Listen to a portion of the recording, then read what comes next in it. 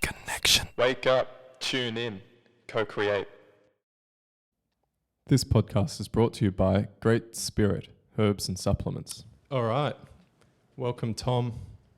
Barnett, such a pleasure to have you here, mate. Thanks for putting the time aside to come and have a chat For sure. Thanks, Dan.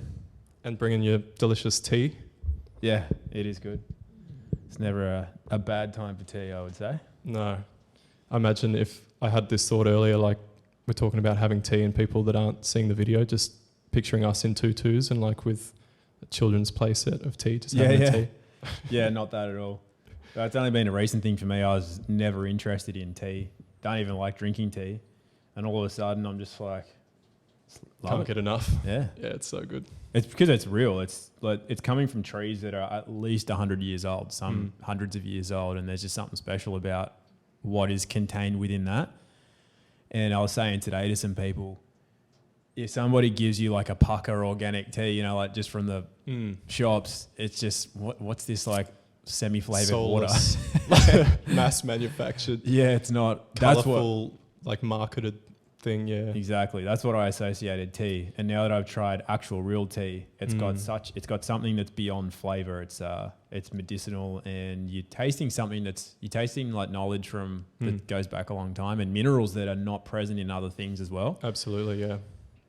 And it's like it's a gateway for ceremony, which is really important. I feel like that's what we're bringing back, what we're remembering step by step. And yeah, it's a beautiful thing.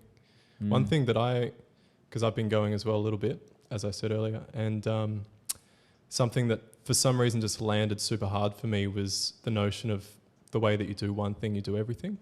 And I feel like the tea gifted me that somehow. Like it's something that I've always known, like you hear that said, and I always understood it, but for some reason the tea ceremony has like given that to me in a way that I've integrated into my life now. Yeah. Like I'm really aware of where my shit is, you know, and like when I'm not making the bed not sure if it's something to do with the lineage of tea ceremony or not, because who knows? I've heard it be brought up in tea ceremony before, but yeah. It brings up stuff for everybody. I think there's 3 S's in it that I really like. One's stillness, which I think people don't have enough of in society. I don't think anyone can ever reach a level of self-awareness or get clarity on things without stillness. I think people are way too... they're not even busy doing valuable stuff either. It's just like too much stuff going on, too much noise, too much different, exposure.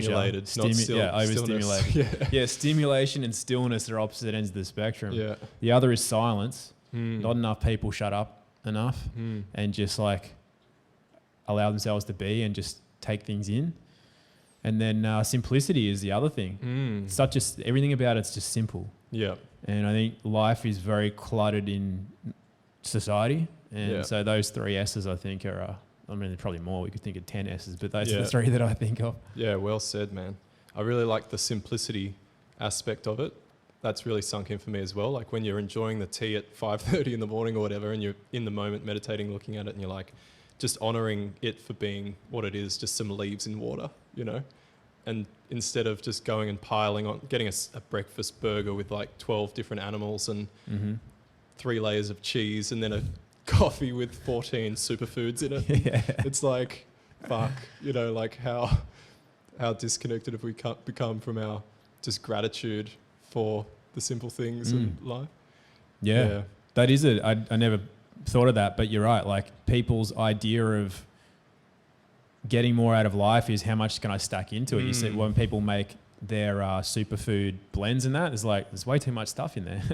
And if you talk to somebody who's a real herbalist, like there's this guy in Byron, the old French guy, and he talks about how there's king herbs and then helper herbs, and he goes, a lot of people making up these blends, they're just like putting all these king herbs together, and you're not meant to do that. So the simplicity is not there, and allowing nature to work the way it's supposed to. Like we try to go, no, let's like make it, let's 10x it. 10x it, yeah. You know how people use that language kind of thing? It's exactly, more of stacking things on top of each other.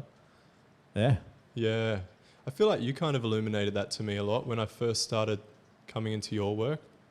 Like, I think you were mentioning a lot around that, like simplicity and just, health and wellness and diet. Yeah. Yeah, right. Because I went through a big, heavy phase of exactly that. Like when I first started waking up and cleaning up my health, I went full vegan at the start and raw, and the smoothies that I was making was like exactly that, like 10x, like cacao aside, you know, like the list is like massive and really, really fucking delicious. But then how much of it is being used by the body? Yeah. It felt good, but Yeah. I'm not sure. I think the powders are Well, the main culprit. Hey? Yeah, well, the test is how long does it feel good for? Like something that's simple and real will always feel good. Like this tea, I don't think you could ever it would never not feel good, I think. But you can always feel good about something but not know why. And then after a while, once the luster of the upper superficial layers wear off, you're like, is this really working for me, or is this actually working against? Is it all working against me, but I'm excited about it, or it's different, or I'm getting an identity around it, or whatever, or what am I excited about? When that wears off, that's when you realize whether something works or not. And that was always my contention with the whole health industry, was the amount of people who would eat lemons for a week and then write a book and sell them 30 million copies. It's like, dude, like at least 7 years, you've got to stick at something before you know that it has long-term benefits or real benefits, not just like, you know, I just pumped my adrenaline for a week. That's why I felt good. Not like why did you feel good? And could that lead to long-term damage? You know, like people are way too just quick fixy and whatever's, I can make a buck out of that, or, you know, like if I pay you enough money to do a 2-week course, I can become a master facilitator or instructor in some ancient art that would have taken somebody else minimum of 10 years before they're even deemed worthy of teaching something. And then, you know, charging $500 an hour to off your 2-week course. And it's, I mean, I used to get angry about that sort of stuff. These days, it is what it is. But I just find it really interesting to observe where people are unhappy in society and then looking at what people are doing in society. Super interesting. It's pretty interesting, yeah. We're all just scrambling for happiness outside of ourselves, essentially, without realizing how simple and how here and now it is. Well, for value, I reckon too, because it's almost like the less value you feel you have, the more you try to put that on out there. Like, I'm a master facilitator, or if I charge this amount of money, I'll feel valuable, or like if I can sell or get this many followers, I'll be valuable, because it's like this homogenization kind of thing, you know, of everyone's just kind of supposed to be the same. So it's like, if you're all the same, what's your gift? How are you valuable? Because you just can't feel valuable if you're all, so, and especially with kids, like, man, I'm glad we grew up. Well, how old are you? I'm 30. Oh yeah, right. I'm 10 years older than you, 11 years older. But I still, I missed the technology. Yeah. I mean, when I was, 13 or 14, I think mobile phones were coming out. Yeah, right. Do you remember what age you were when mobile phones were coming out? I think like 19, 20. Yeah. And I just wasn't interested. I remember my mate came over showing us text messages, and me and my brother and that were like, oh, that's kind of cool, I guess. And then how much does that cost? It's like, 20 cents every time you send a text. And it's like, oh yeah. And then mum got us both mobile phones at Christmas when I was 21 and my brother he would have been 19. How wild is that? And I was like, oh, thanks. Didn't use it. Yeah, I didn't get a phone until I was 25. Were you already pretty switched on when you were 21? I always knew there was something wrong with the world, for sure. I didn't know what the answers were, but that's why I was really angry, because I just like knew everything around me was just not right, but I hadn't figured it out, and I had no mentors or anyone to, I guess the internet's got it's definitely got its plus points. Like a lot of people find but there's also way too many rabbit holes and stuff on it too, where people can get a bit. But I think if YouTube was around then, I would have got a lot, would have sped up my development for sure. It helped me a lot, although it also spiraled me into a severe depression for 2 years. Seriously. But haven't heard that before. Things are, I just went so deep so quickly, like when I first started waking up. Yeah. It was like 9/11 videos, but then the next day, like, you know, satanic rituals and the whole shebang. I just went like diving, arrow first. I wonder if that was the time that Zeitgeist came out.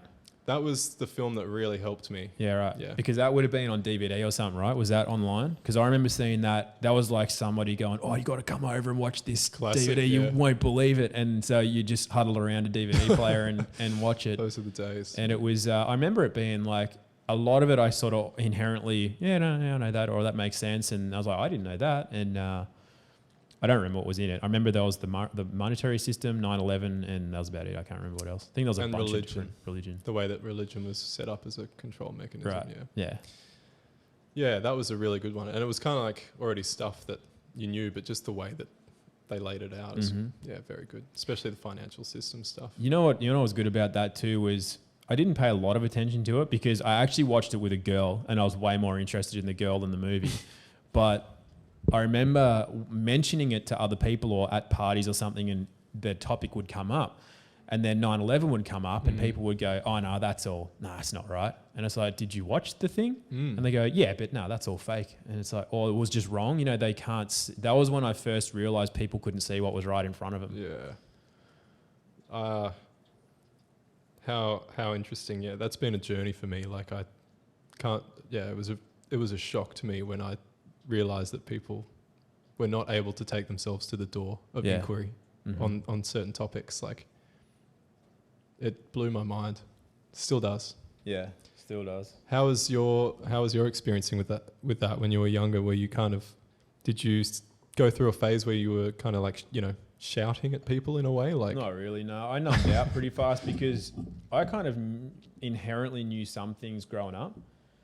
And I would bring it up with my parents, or like I'd question my parents or teachers and I'd get shouted down or whatever, So I just kind of numbed out because I was like, if you can't meet me or hear me, if I feel unheard and unvalued and whatever else, then I couldn't find a way around it at a younger age, not physically or emotionally mature enough to defend myself against physical violence or emotional violence or whatever. Or so isolation. Just numb out and just...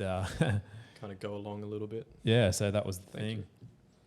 And so I became more reclusive than anything else, just like not expressing myself at all around, because I could tell, I guess, who would be receptive and who wouldn't be. And it's always great when you meet someone who's on the same page because you feel like, oh, wow, this is actually good. Like you get an interaction that brings energy rather than just is a drain. So I just kind of numbed out, really. Up until 2 years ago, like when you did that video and you kind of blew up a little bit and then started putting more energy into being a voice, did you have a circle of close friends? Yeah, I've always had some close friends, but very small. Just usually as well, not a circle. I've just been close with individuals, but none of them would have got along. So I always just hung out with certain individuals at a time, but never as a tribe kind of thing. Yeah. Cool. Kind of still the same today in many ways, but I never really needed that either. Like I just like being by myself. Yeah. That's where I get a lot of my insights and time to process or just contemplate things or write music or whatever. Stillness. Yeah. Silence. Yeah. Simplicity. Yep. Yeah, I've always liked it. Yeah, man. Yeah, beautiful. Yeah, like socializing's always been a bit of a drain for me unless I'm around people that I feel there's if they can meet you on some level. Otherwise, it just feels like it's such an effort. And I leave an interaction or a social gathering or something. I'm like, oh my God, I'm so glad I can go home now. Yeah. And So kind of introverted. Yeah, mostly for sure. Yeah, I mean, I don't know if I'd say I can be extroverted. I can be confident, but not. I still wouldn't say extroverted because I still don't think I fully express. I still think I hold a lot back. So yeah, definitely introverted. Yep. You're into music. Yeah. You've performed music a fair bit. Oh, not a fair bit. I have Just performed, a little but bit. yeah, a little bit. And you feel comfortable with that?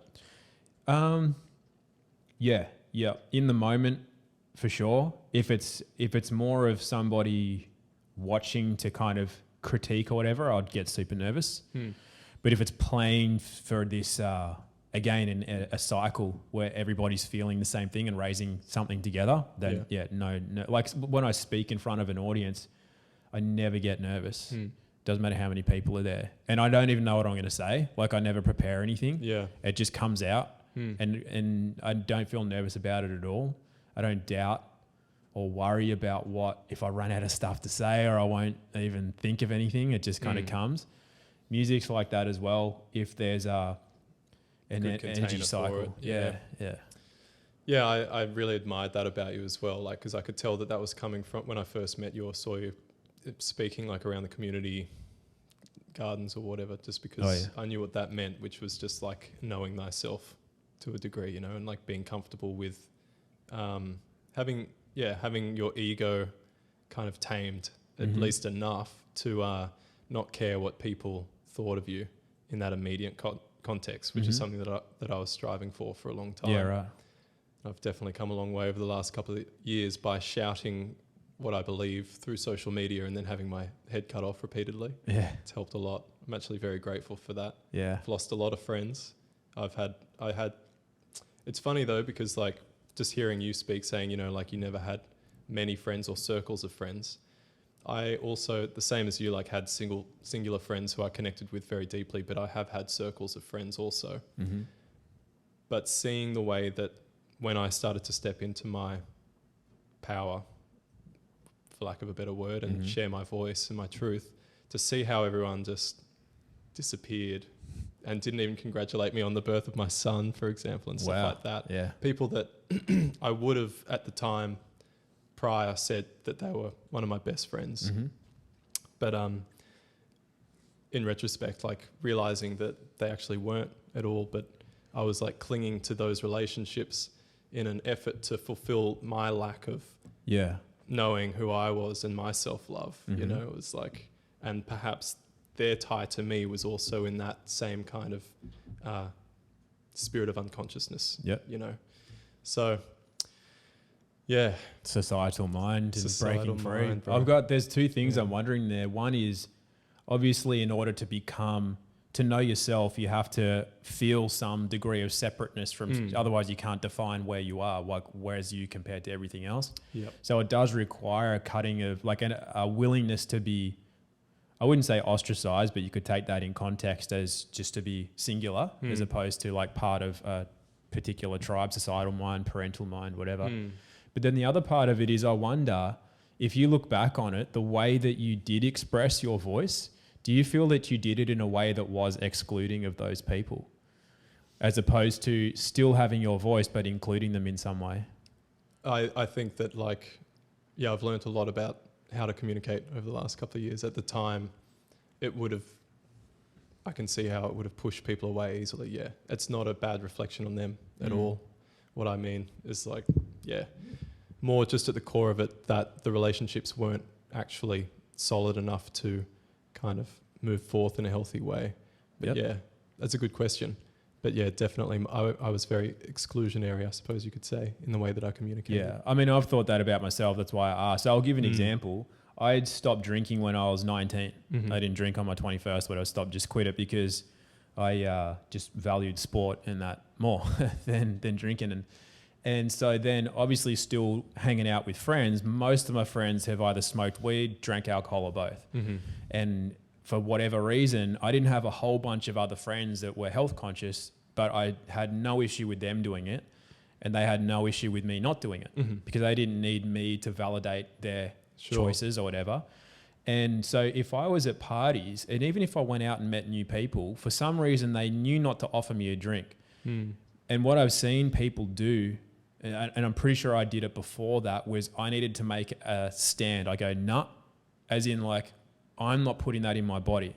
Therefore, I'm better than that. And then that would then make them feel somewhat weird about it or uncomfortable. Or judged. Exactly. As opposed to just being, look, actually, I actually don't drink, but man, you know, can I get you one? Or even just getting at least having a soda water or something so it looks like you've got, because otherwise people are like, why aren't you drinking? Oh, well, let me tell you the many reasons. Fucking retard. I give you 10 reasons right now. And that creates a barrier. That creates separation. Absolutely, yeah. And so I wonder because I know a lot of people have lost friends, family, relationships are broken up over people having to stand their ground on their values. But I don't think that, I think a lot of that comes in a defensive thing. Absolutely. And so it comes out maybe with aggression without knowing it. Absolutely. And I think we can definitely stand on our own 2 feet, but without making somebody else feel wrong about our beliefs, and therefore they're different to theirs and we're better than them. Absolutely agree, man. I had to learn that. I did that a lot when I was younger, for sure. Yeah, I'm getting much better at it now, and it's a blessing. Still a lot to learn for sure on my end. I still do it because sometimes it's fun, just or it's funny. Or you don't have enough energy maybe to like navigate it as compassionately as you can. So it's just like, but yeah, that's empathy really, isn't it? Like that's just about being in a higher state of consciousness and understanding that people can be imprisoned in their own mindset and stuck and traumatized and not being in your own prison and your own trauma and just throwing it around at others. Yeah. My weakness is still road rage. Road rage. Get it every day. Doesn't even take me 5 minutes of being out on the road and I'm already... And I was thinking about it. It is, it's a degree of separation again, because I remember even just the other day, just some muppet they don't signal, they just slow right down, don't know where they are on a roundabout. I'm like, come on, like, can you just pull over, figure out what you're doing? You're not the only one on the road. And so I'm like I'm like ready to punch the windscreen. And I'm like, imagine that was like a mate.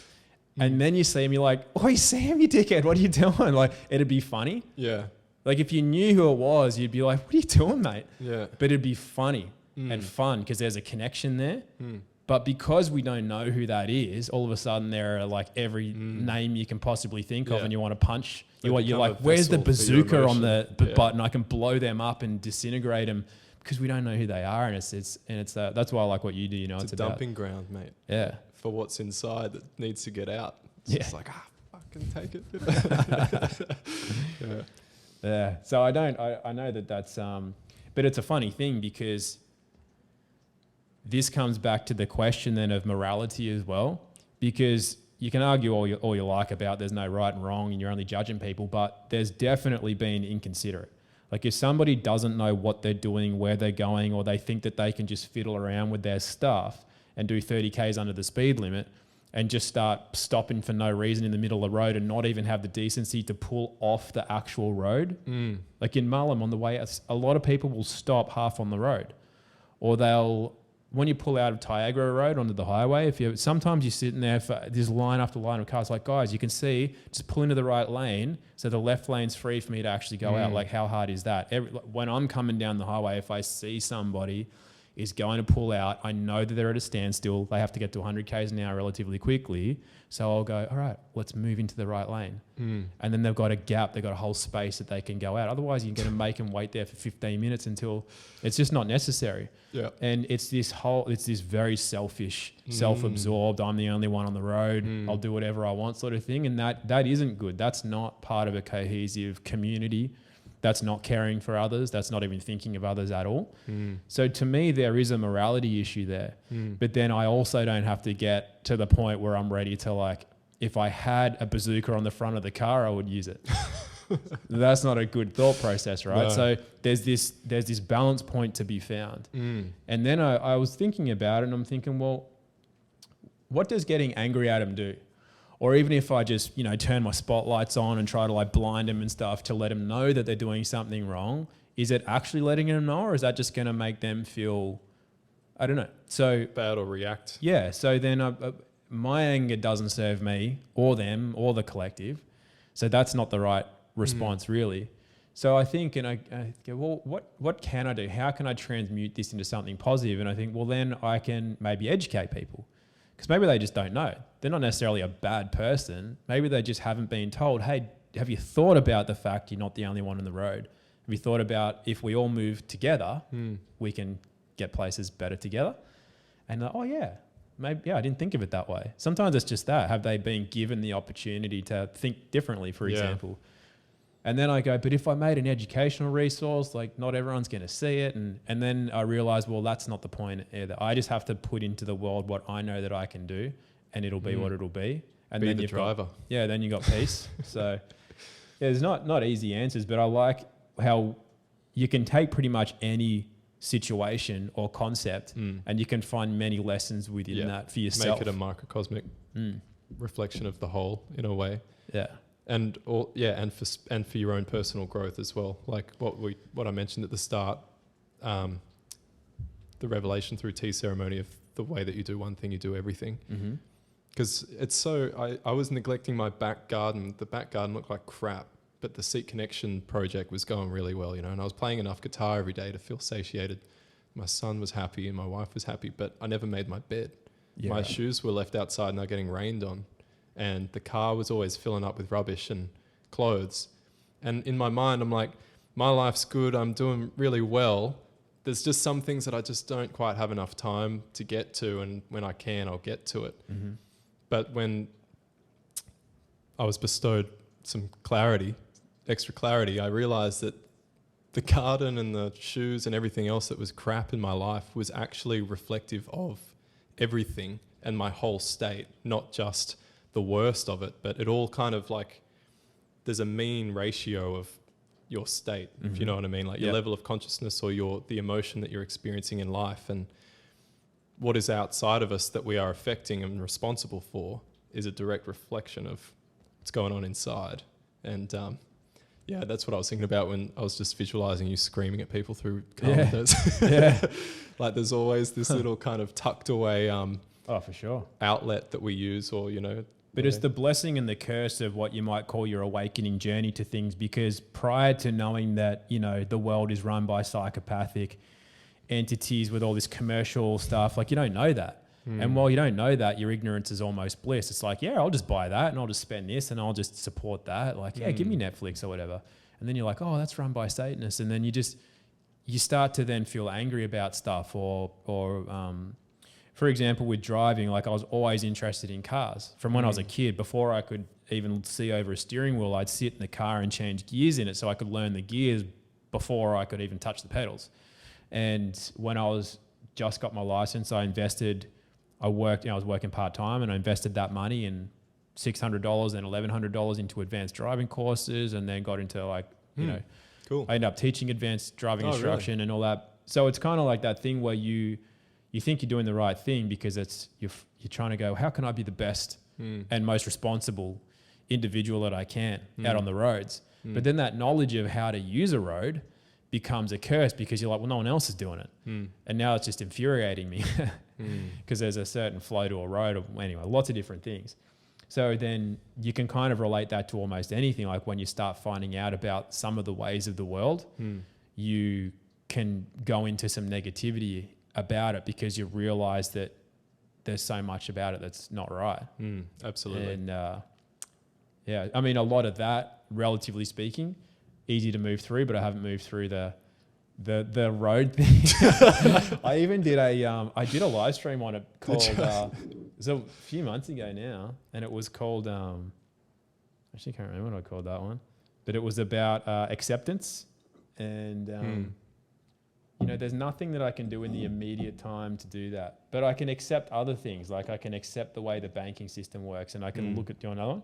Oh yeah, man. I can look at the way that I do things in the world and how my choices work in the world, and I can be happy with how I function, but I still haven't found a way to be happy on the road. Even trying to leave 5 minutes earlier to get places, so in case people don't hold me up and whatever, or trying to give people forgiveness. I tried that for a while. Driving past someone who's just like, and I'm just kind of like, I'll just pray for them.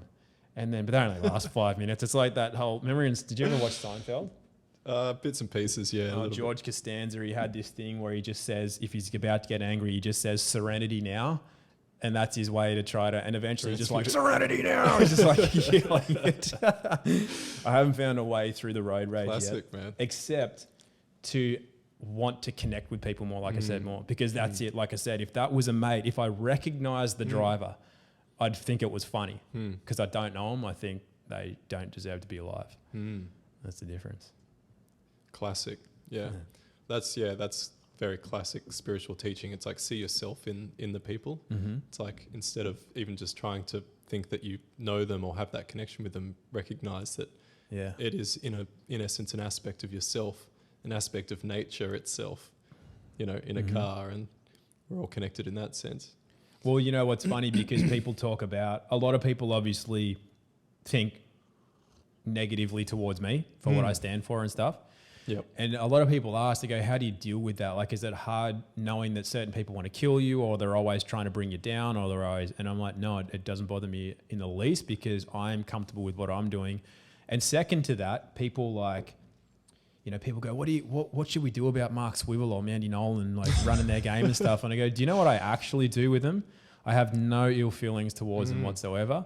I call them out on what I think they're doing not right for humanity. But at nighttime, as part of my prayers, I pray for them. And that's how I can maintain a very peaceful relationship with my role in society, is because I don't see anybody as my enemy or doing the wrong thing either.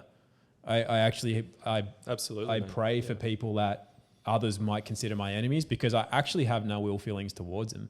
And when I call them out, it's actually a lot of the time it's in jest, or in there's some good playfulness. Yeah, there's good nature behind it. Yeah. It's not a hateful thing. Yeah, I'd like to. I feel like I do the same. Like, I'm trying to be playful about it, but it doesn't come off properly. So I'd like to get better with the communication around that. Which is why podcast is great, because people see you actually having a conversation. It's different to a meme or a just text on a screen, you know. Yep. They get a bit more of a sense of you're a person, you're being. Yeah, and that's all just empathy again. Like, something that's been coming through for me a lot recently, and we talked about it last night, Alex and I, but like what you were talking about just before with the driver, the course training and becoming, like, going in a certain direction really hard to, in essence, to try and make the world a better place. And you think it's the right thing to do, but without, you know, actually a broader perspective, you might be wrong. You might be doing more damage even. Those on the left, those that are getting like sucked into the radical left brain, unconscious, disconnected from spirit, complete identification with rational mind. Oh, left brain, not left as in politically left. Well, in a sense, both. But yes, I mean politically left for the sake of what I'm talking about right now, in the way that they use political correctness, for example. And like they're categorizing and educating human virtue through the mode of the rational mind, instead of through an experiential mode, which is what us people who are more connected like to gather we gather our morality based on our connectedness and our sense of interconnectedness with things. Yeah, like Does that make sense to you? Totally. I was just thinking, I ran for politics and I still don't even know what the left and right is, because people talk about, I think it's more of an American thing, I guess, but it does make sense that people who are stuck in that I can think my way out of anything also then can form the thought that a man can get pregnant, or that everyone should get vaccinated or something, whereas the right appears to be, they're the people that are more just open to things. Is that, and then that's the right brain, which is more creative thinking and more allowing you to feel stuff, as opposed to just separating from. That'd make a lot of sense that it's, left and right politics correlate to left and right hemispheres of the brain. In a way, yeah. But yeah, I see, like, it's weird how it's the left and the right are categorized today. Like, it doesn't really make a lot of sense, but like traditionally I always thought of the right as like the most extreme expression of the right being like anarchism, like no government needed at all. And the extreme expression of the left is like Star Wars, like Darth Vader, like absolute enforcement of order and control necessary, you know, to allow for life to thrive and be statistically, like, it's like they're so left brain, they look at the statistics and it's like, oh, suicides are at the best ever, but everyone's miserable because they're living in cubicles and, you know, but they're just doing what they can to make the world a better place. But obviously there's a balance, like, because we can't just have no governance. We're not ready for that, you know. No, well, that's the thing. It's an expression of where we're at. I see it. Yeah, because like the governance is to govern means to control, and then you're familiar with the government means to control the mind, right? So it's like if people are not actively using their own minds, then the government is just a symptom of that. It's just an expression of they need it. Like they actually, if we were as a collective actively realized enough, there would be no governance. Absolutely. But there still would be, but it would be more of a collective thing where there would still be leadership. Yeah.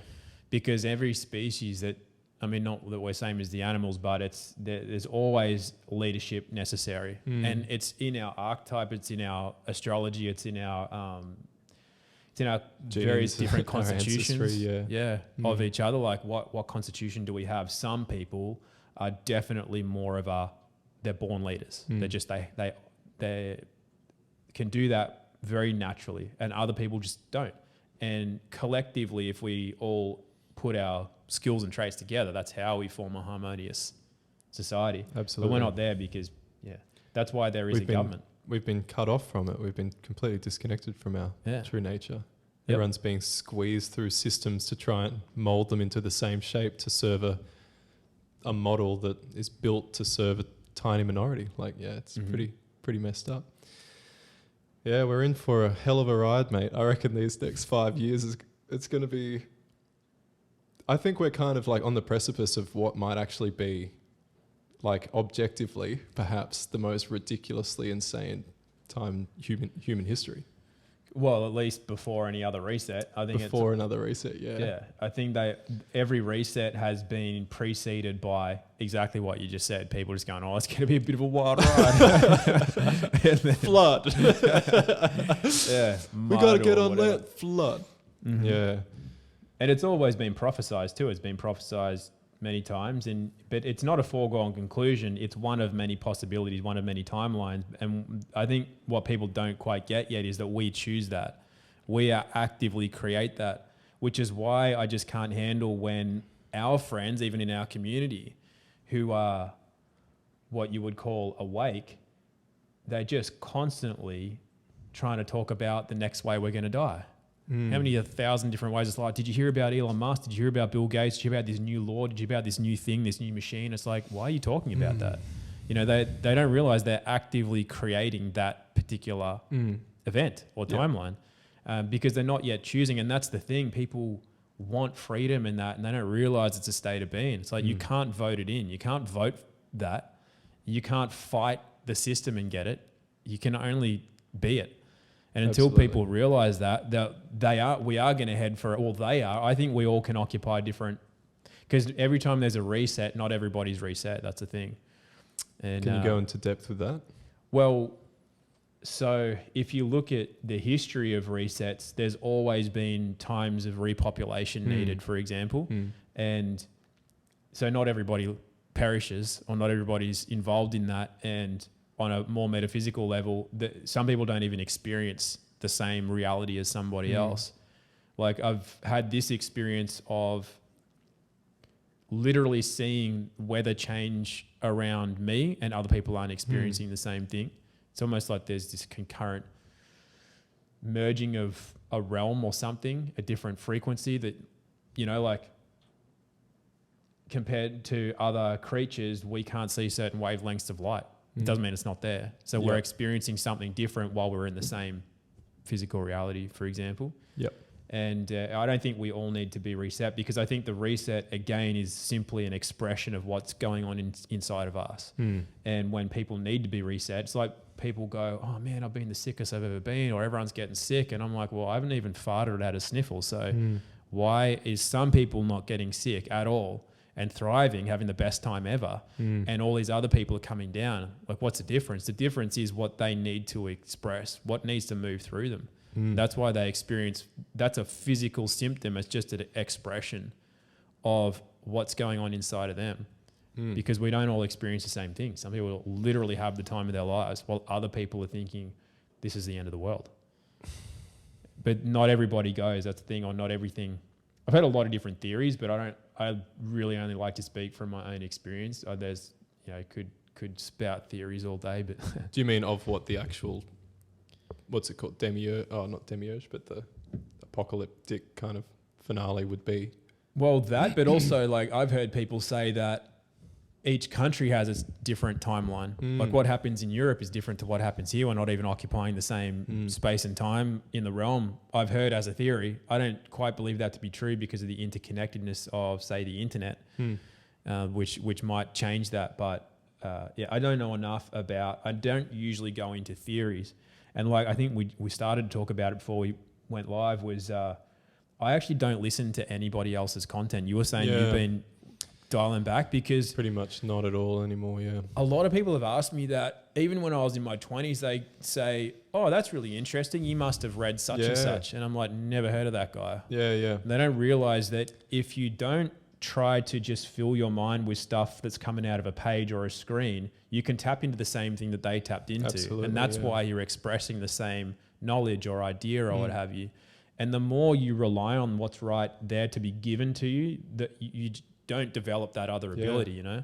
You limit yourself hugely. Yeah. Yeah. And I also find that the only guy that I listen to really, I mean, there's sporadic things I'll listen to, but it's Owen Benjamin.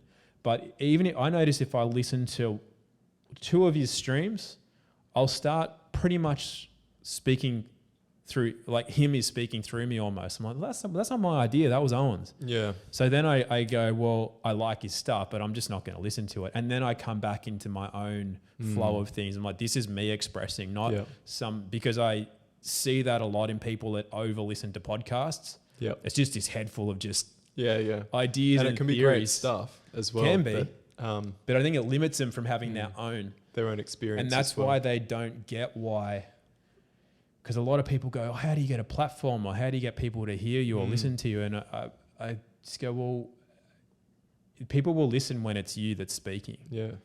But until you spent time in stillness or developing some level of self-reliance and responsibility, I don't think you're actually speaking yet. I think you're just repeating or regurgitating stuff that you think sounds good and you think you've figured something out, but you've only just memorized something.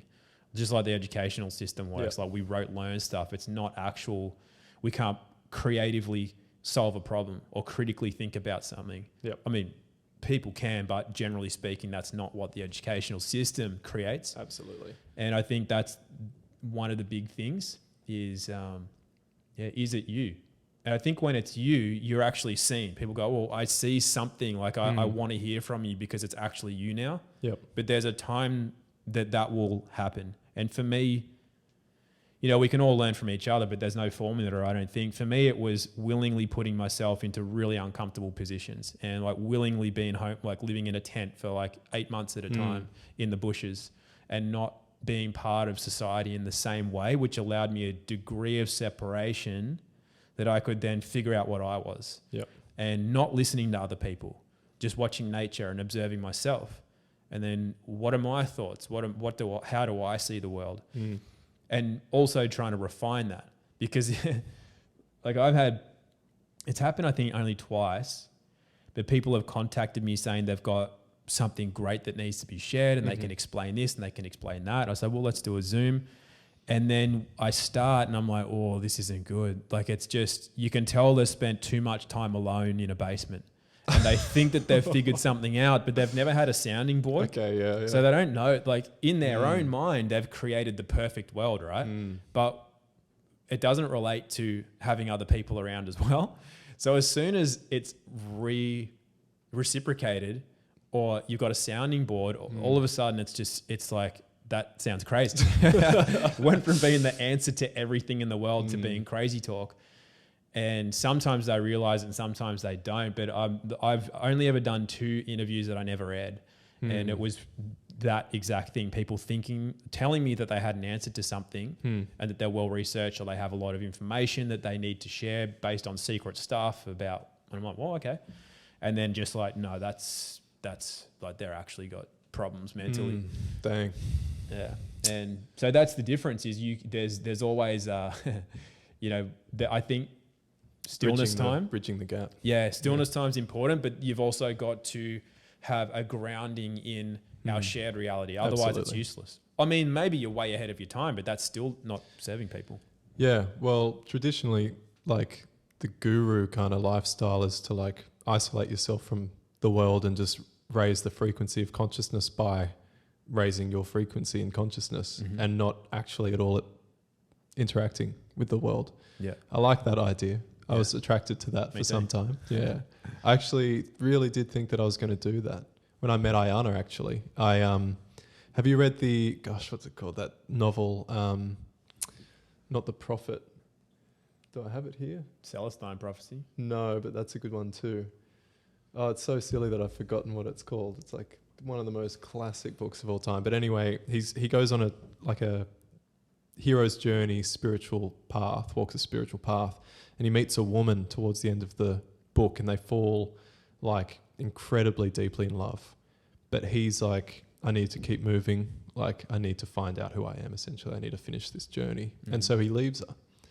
And that last sacrifice of the earthly realm kind of ends up leading him to having the opportunity to let go of the ego entirely.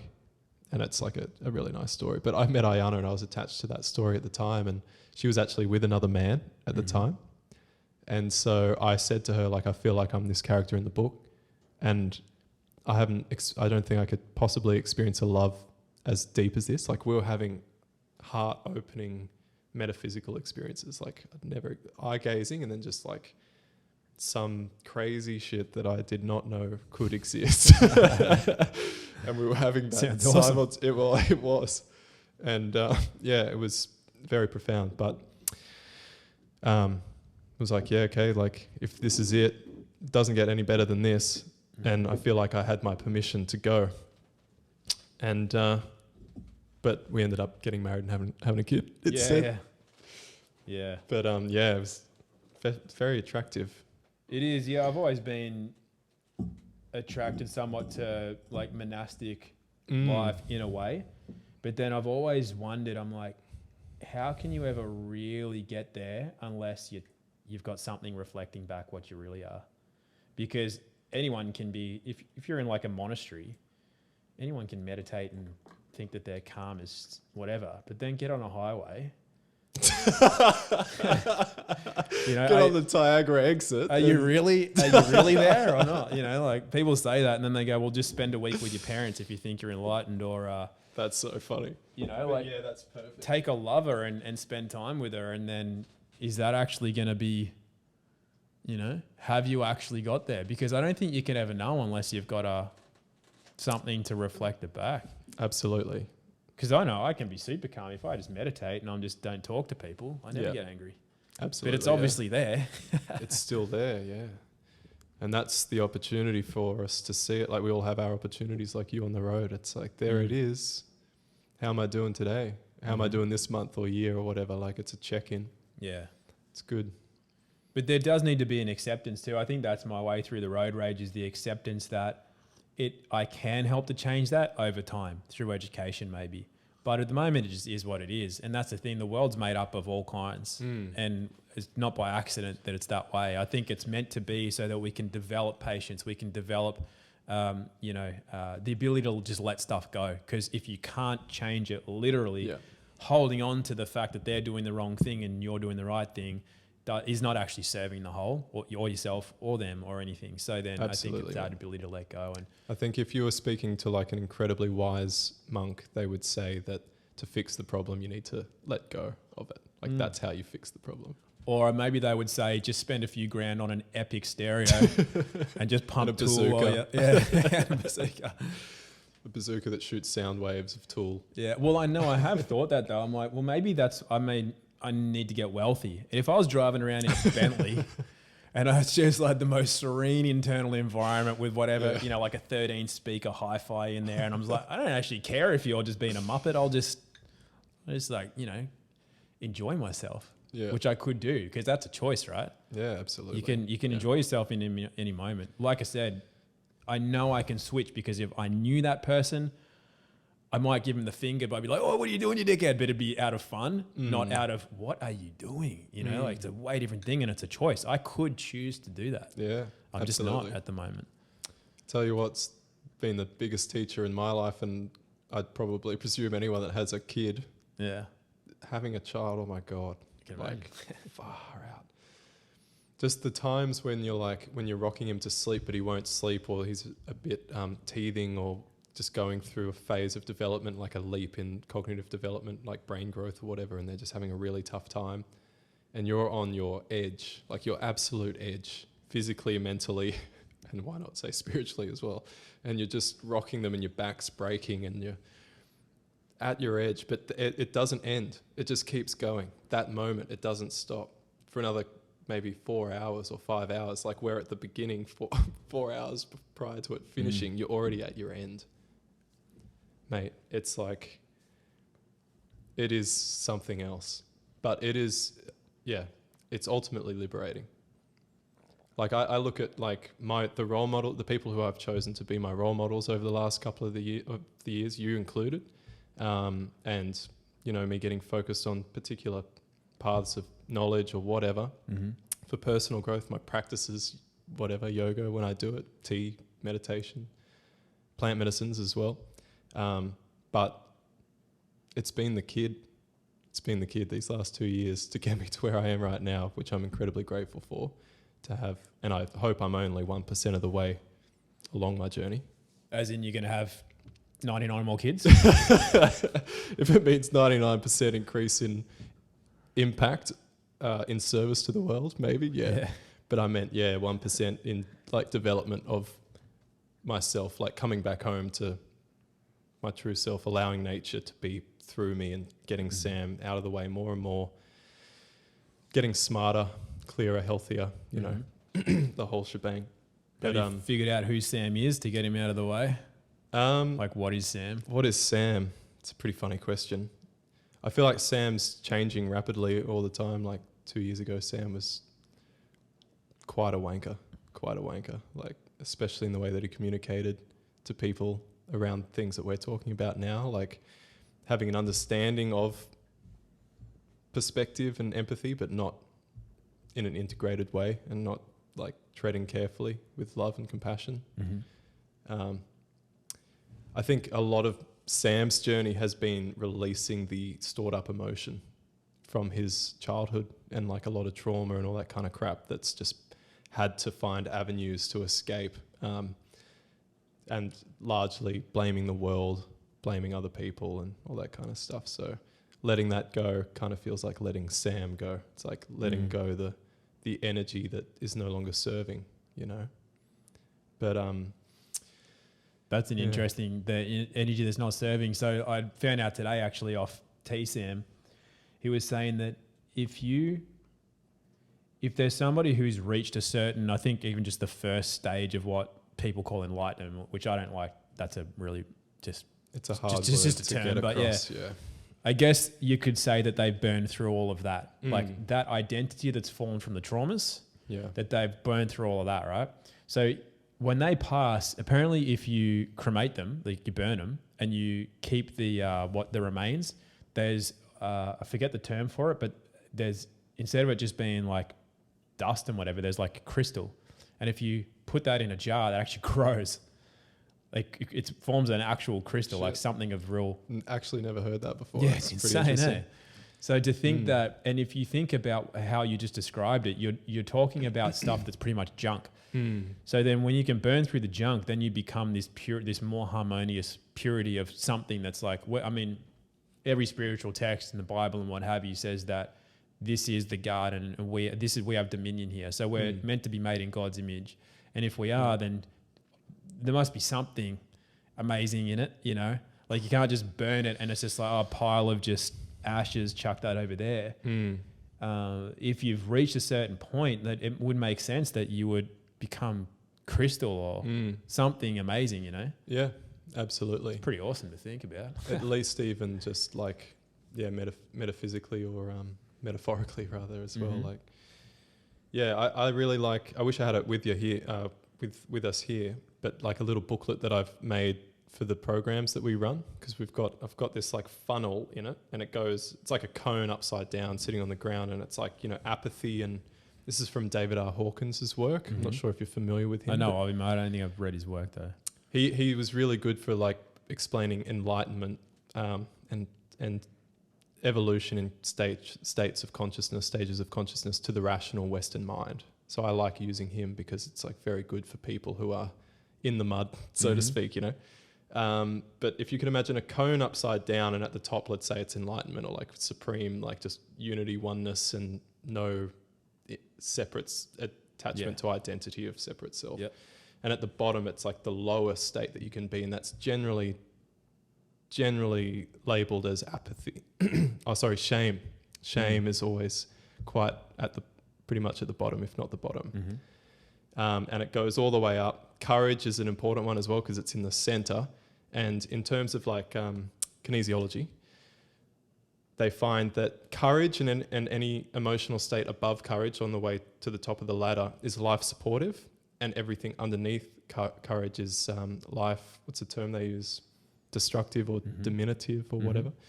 So courage is really, I really want to learn how to communicate around that a lot more to people, because I think that's an important thing to discuss. I'm just jumping back now and try to land where I am right now. But when you're talking about, people who are stuck in the waking up phase, it's like, have you seen this? Have you seen that? Have you seen this? Have you seen that? Have you seen that? Like, fuck, we're fucked. It's like to grab them and be like, do you believe that we can make a better world? Do you feel it's possible that you could be proactive? Like, how do you communicate that in a way? But to figure out a way to get people to go, you know what, I do believe. And then it's like, bing, start point. Okay, here we go. You can go from there now a little bit more gracefully. But anyway, I brought this image up because I find it a really beautiful way to describe it. And you could call it karma as well. Like the Indians like to use the term karma, but it's like, if you could imagine a ball, so the cone's upside down, and a ball, like a large ball, doesn't fit all the way to the top of, obviously, and the cone gets stuck.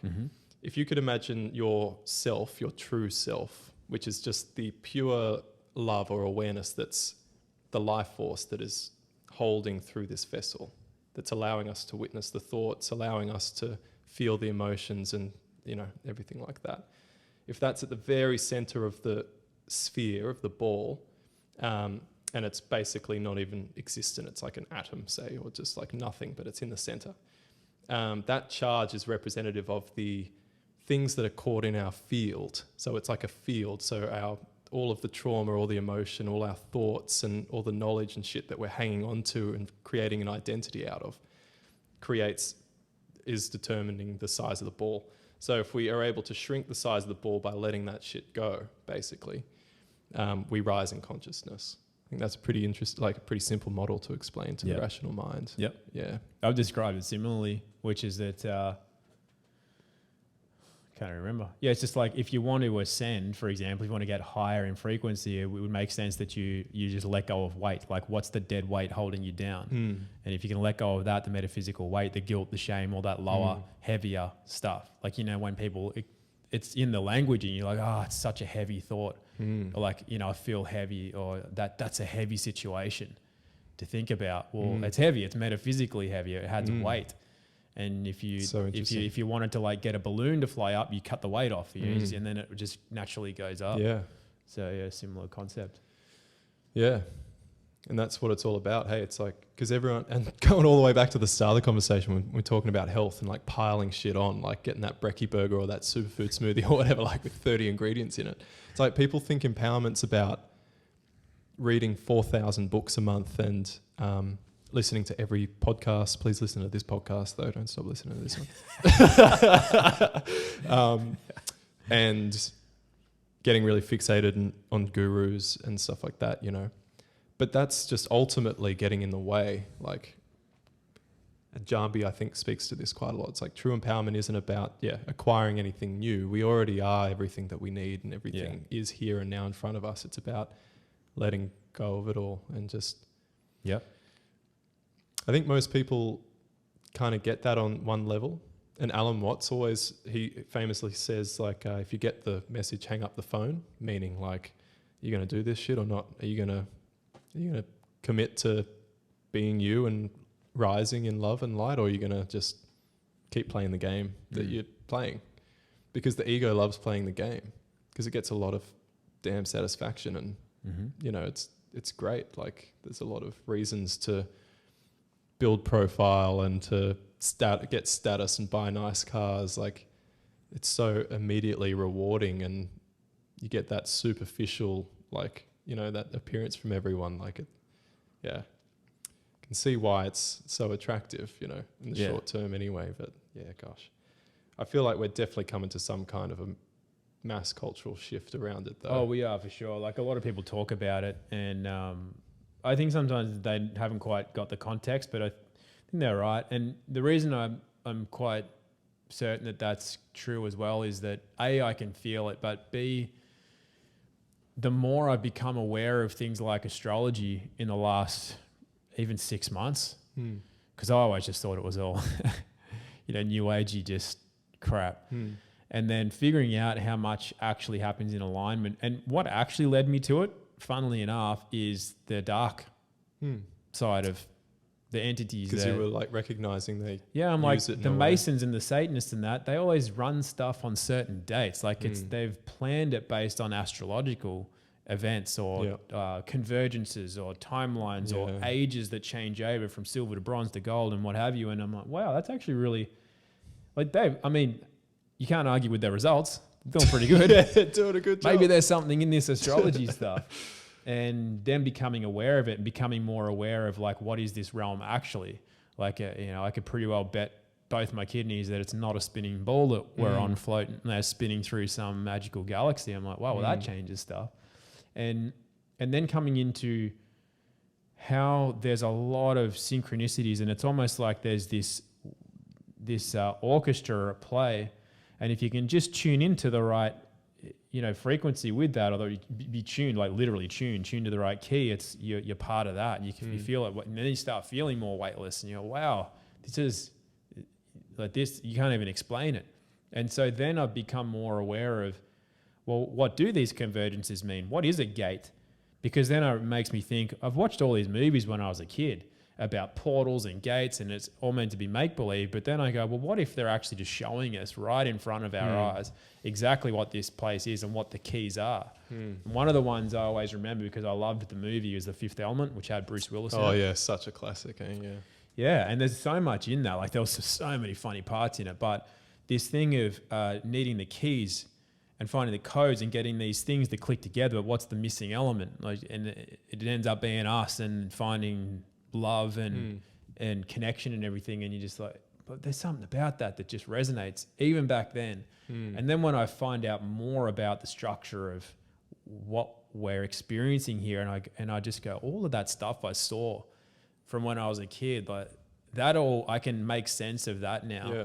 And then, so then I've just become a lot more interested in it. But to the point that you're making, that it does seem as though there is a big shift about to occur, not because of some fanciful, somebody's half-cocked idea about things, but because if you look at how things have gone, it is all in line with some kind of grand cosmic orchestral thing cycle. Like, this one's about to come to an end. Like Act 1 is coming to an end, and now after the violins stop, now the oboe is going to kick in, and now we're into a new journey of where's that music going to take us, kind of thing. And that's what it seems like to me at the moment, is that we're definitely on some kind of precipice of an age changing over, or a gate that opens and then closes, and what happens through that changeover will determine what the next age will be like.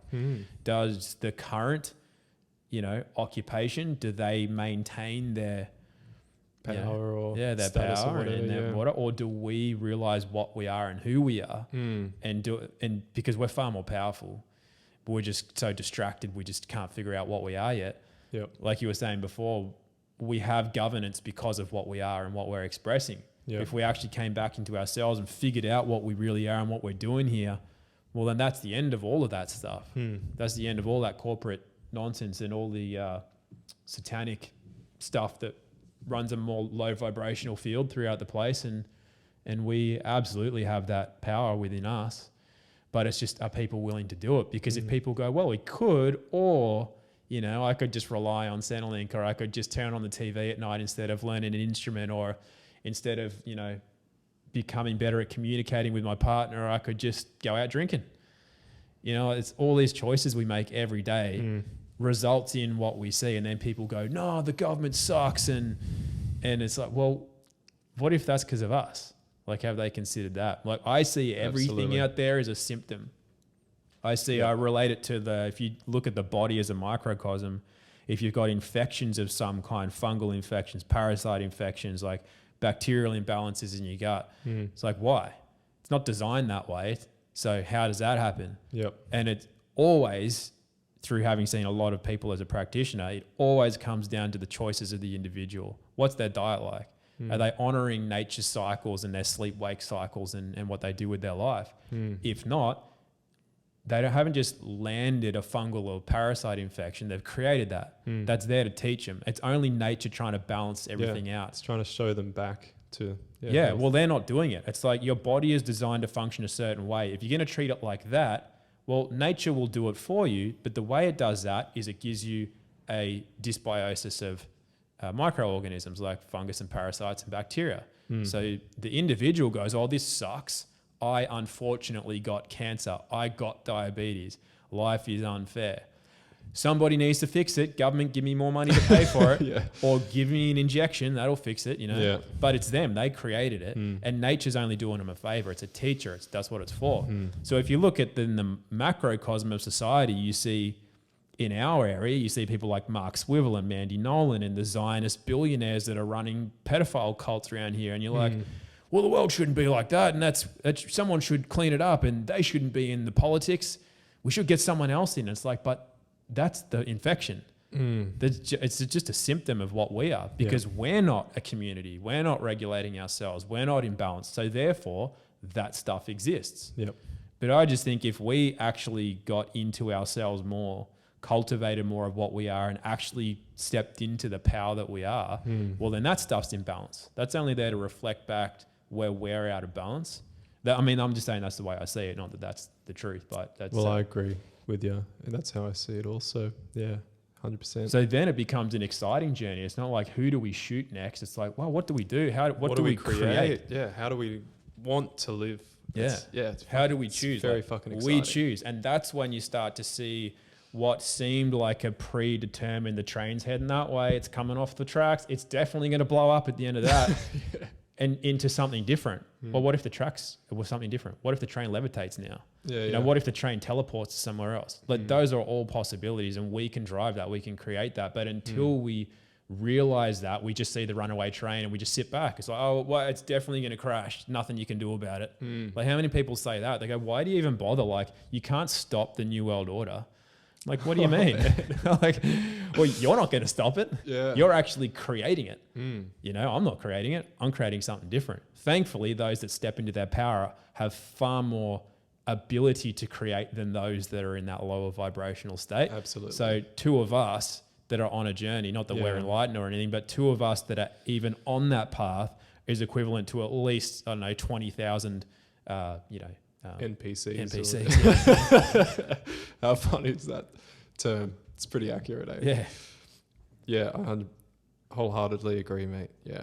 Which it just should give hope for those that don't have faith yet, that like knowing that, like even if we're making that up, just the fact that could be a possibility to someone who hasn't considered it, that's got to awaken a fire in them going, well, mate, I don't need like 100 other people to, like, I'm trying to shout at them, like, guys, you've got to know this. It's like, well, do they? Why don't you just live it? Because you are alone have more power than those 100 people you're trying to influence because they're sleepy. And that hopefully will give those that haven't considered it yet, like ignite something like, damn, yeah, I can. Like, I don't have to fight stuff. I don't have to like wish other people because that's wasted energy. Absolutely, mate. Yeah. And the influence it has on other people. Just living in love and loving what you're doing, enjoy, following your heart, creating stuff like, it's immeasurable, the ripple effect it has. And you use the word hope just then, like after doing this session with these guys out at Man River last month or whatever it was. Oh, it was just a week ago. How good was the plant medicine?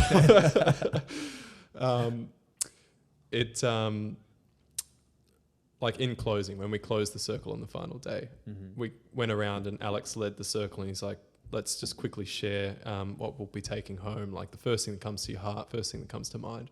And it came to me second last and I was like, just hope. Like not even hope, it's more like trust. Like I have absolute trust that we're a part of something so unbelievably special, we don't even comprehend it yet.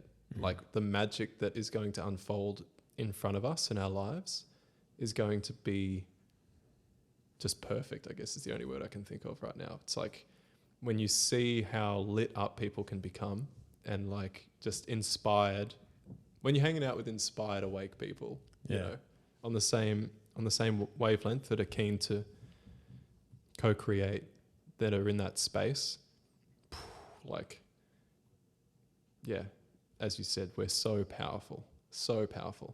And even yourself saying that, you don't understand yet how powerful you are, I think. Like in 10 years, you might look back and be like, wow, like, holy shit. Well, I just couldn't think of a more exciting time to be alive. I think a lot of people are like, oh my God, do we have to? Like, come on, can this all finish so I can go back to just working at Woolworths and going out on the weekend? And it's like, I just couldn't think of a more exciting time to be alive. Like if you were scripting a movie to be starring in, not as a non-player or an extra, as a main character, it's like, how could you have a better... Like, I couldn't write a better... Like, this is just epic. Yeah. And it's just... It's almost like God's writing it. Yeah. Yeah. Funny. Pretty sure funny that's... Yeah, it's pretty funny, isn't it? Yeah. Yeah. I just think it's amazing. I just literally couldn't think of a more exciting... Like, what better way to find... like real value and purpose and meaning for why we've chosen this like now is just, it's unbelievable. And then also what it can become, because it's like when you pick up an instrument and you're just like, well, I could write, I mean, you got to have the skill to, but you can write anything. There's no limit to what you can actually create musically.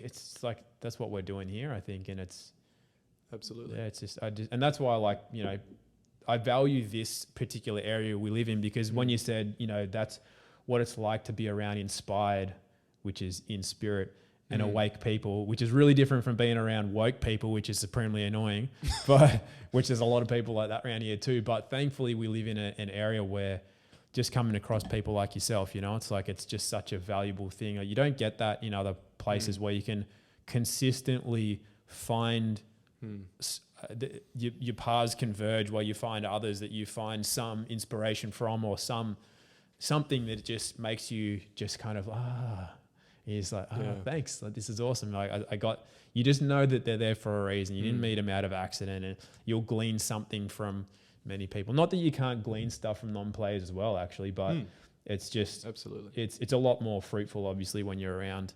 And I think we're blessed to have quite a few people around here that fulfill that role for each other. Yeah, well said. Definitely. I'm really excited for the emergence. I'll definitely have some more. Keen-as. Thank you so much for bringing that to you. Yeah, for sure. I'm so excited for the emergence of the artistry. You know, you keep hearing, I've heard it many times, and I've probably said it myself as well, guilty. Like, where are the musicians and the artists, like, calling this shit out and rising above this stuff and bringing people together? You know, it's like, but in truth, like, where it's been brewing, it's been, you know, being generated, like, it's happening. I can feel it happening through me, and I hope that it's happening through you. I'm sure it is in one way or another, if not through music. It is happening through music for sure. Awesome. Well, I am writing. Well, as much as, to be honest, I'm not writing as much as I should be or could be, but I'm creating that space for it at the moment. So cool. Yeah, very happy to hear that. Yeah. And like Lulu and Mishka, you know, they're in the area and they're doing, like, I just saw they're doing a little mini festival, or just at least like a concert vibe thing. I'm embarrassed I forgot the title of it, but it seems like it's going to be really cool, like a DJ and a couple of like cool artists, and it's all like very spiritual based and community driven, and I just know there's so much on the way in that realm. Yeah. And it's really exciting. And I think, I'm really keen to lean into it myself as well and bring it. Yeah. Yep. Well, I mean, part of that celebration as well. And it's funny because, you know, I generally speaking, as long as it's around me, I'll play my guitar at the start of a live stream or something, just because it's like, it just became a thing that I did initially because it just to get people on or whatever. No, it just took ages to load a live stream, and I just don't like looking at myself on it. Like, you're just looking at yourself and like, this is just, so I just picked up a guitar and started playing, and then started, and I ended up starting to play stuff that I was writing or working on, and people are saying, I'd pay for that. Like, you should be making music. And I mean, that's come through a lot of the same messages come in many different ways, from different, people that are very intuitive and what have you as well. And I'm like, why am I cutting that off? There's another thing, so I'm going to make that a priority to actually do that, because it's a bit of a, well, am I good enough? Would the music be good enough? Is it worth it? What's the point if no one ever listens to it? You get all those sorts of self-defeating. I've been there for 30 years. Yeah. It's a funny one. But when you're in a space where you feel like, when you're in that moment with it, and it's like spirit's moving through you in a way, like you've got enough talent to move your fingers in the way or use your voice in a way that is like reasonable at least, but to get into that zone and the flow and then feel like something very special is happening through you, and it becomes nothing to do with you. It's absolutely actually nothing to do with you, your ability. It's being a channel for that like transmission. And when that comes through and you can feel the power of it, but there's no like identity behind it. I don't think I've ever been part of anything as beautiful. No way. Yeah. And it's impossible because it's like just pure nature, like spirit or whatever. That's where it comes from. That's where it all comes from. Do you know the funny thing that sounds like a paradox but actually isn't, is one of my early inspirations for guitar was Steve Vai. He's just an instrumentalist. He's just a virtuoso guitar player. And very out there guy, very eccentric. But I heard him doing a breakdown of my favorite song of his, which is called For the Love of God. It's just some people just touch on to some kind of magic. And he said this about the writing process of that song. He didn't think about writing it. He didn't even put his fingers on the guitar to write it. He was listening to what was coming through him. And before he put his fingers on the fretboard, he sung the melody to himself. He just was hearing it, And then he went, okay, where's that on the fretboard? Whereas what a lot of people do, especially as a guitarist, you pick up a guitar, you start noodling and you start, that sounds like something, and then you start working on it. But you weren't hearing it first, you just stumbled across something. I think the things that create magic is where you've just, exactly like you said, you hear it. It's from somewhere else. And then you figure out how that comes out. But what he also said was, not only did he write the song that way, but he actually thought no one would ever hear it or like it. And the reason he thought that was because he wasn't writing the song. He's not like, all right, I'm going to go for a major third here because it'll move the audience into feeling this way. And then I'm going to put he wasn't crafting it. He was just purely expressing to what was really coming through him. And he literally said, I didn't think anybody would ever hear it or even like it. He said, I wrote that song for me. He said, it moved me so deeply. He said, and then he realized that when you're writing music, because this is what might sound like a paradox when you said it's not about you, that's when but at the same time, the realization that it doesn't have to move anybody but you. Sounds like a paradox, but it's not really. And he said, it just moved me, and it didn't have to move anyone else as long as it moved me. And that is his most popular song. That's a song that most people hear it and they're moved deeply because of that way of creating it. And he said also, sometimes you think about musicians and you're like, man, you've toured, you must have played that song 10,000 times. Like, are you bored of playing that? And some musicians actually hate their most famous songs. I've heard plenty of like Eric Clapton and people like that talk about certain songs, and everyone's like, oh, can you play that song? And they're just like, kill me. I never want to hear that song or sing it in my life ever again. But they got to do it because it's there. But with Steve Vai, he says with For the Love of God, that track, he says it's the only song he's played at every show he's ever played. So he's got hundreds of songs, so he can rotate his set list as much as he likes. Every set plays that song. That will always be on the set list. And he says he looks forward to playing it every show. That's awesome. He's never got sick of it because there's really certain parts in it he can't wait to hit that note on like this bend that he does. And it's just that's that thing. It's always moved him. And I guess a lot of people could probably relate. I'll ask you this, Sam.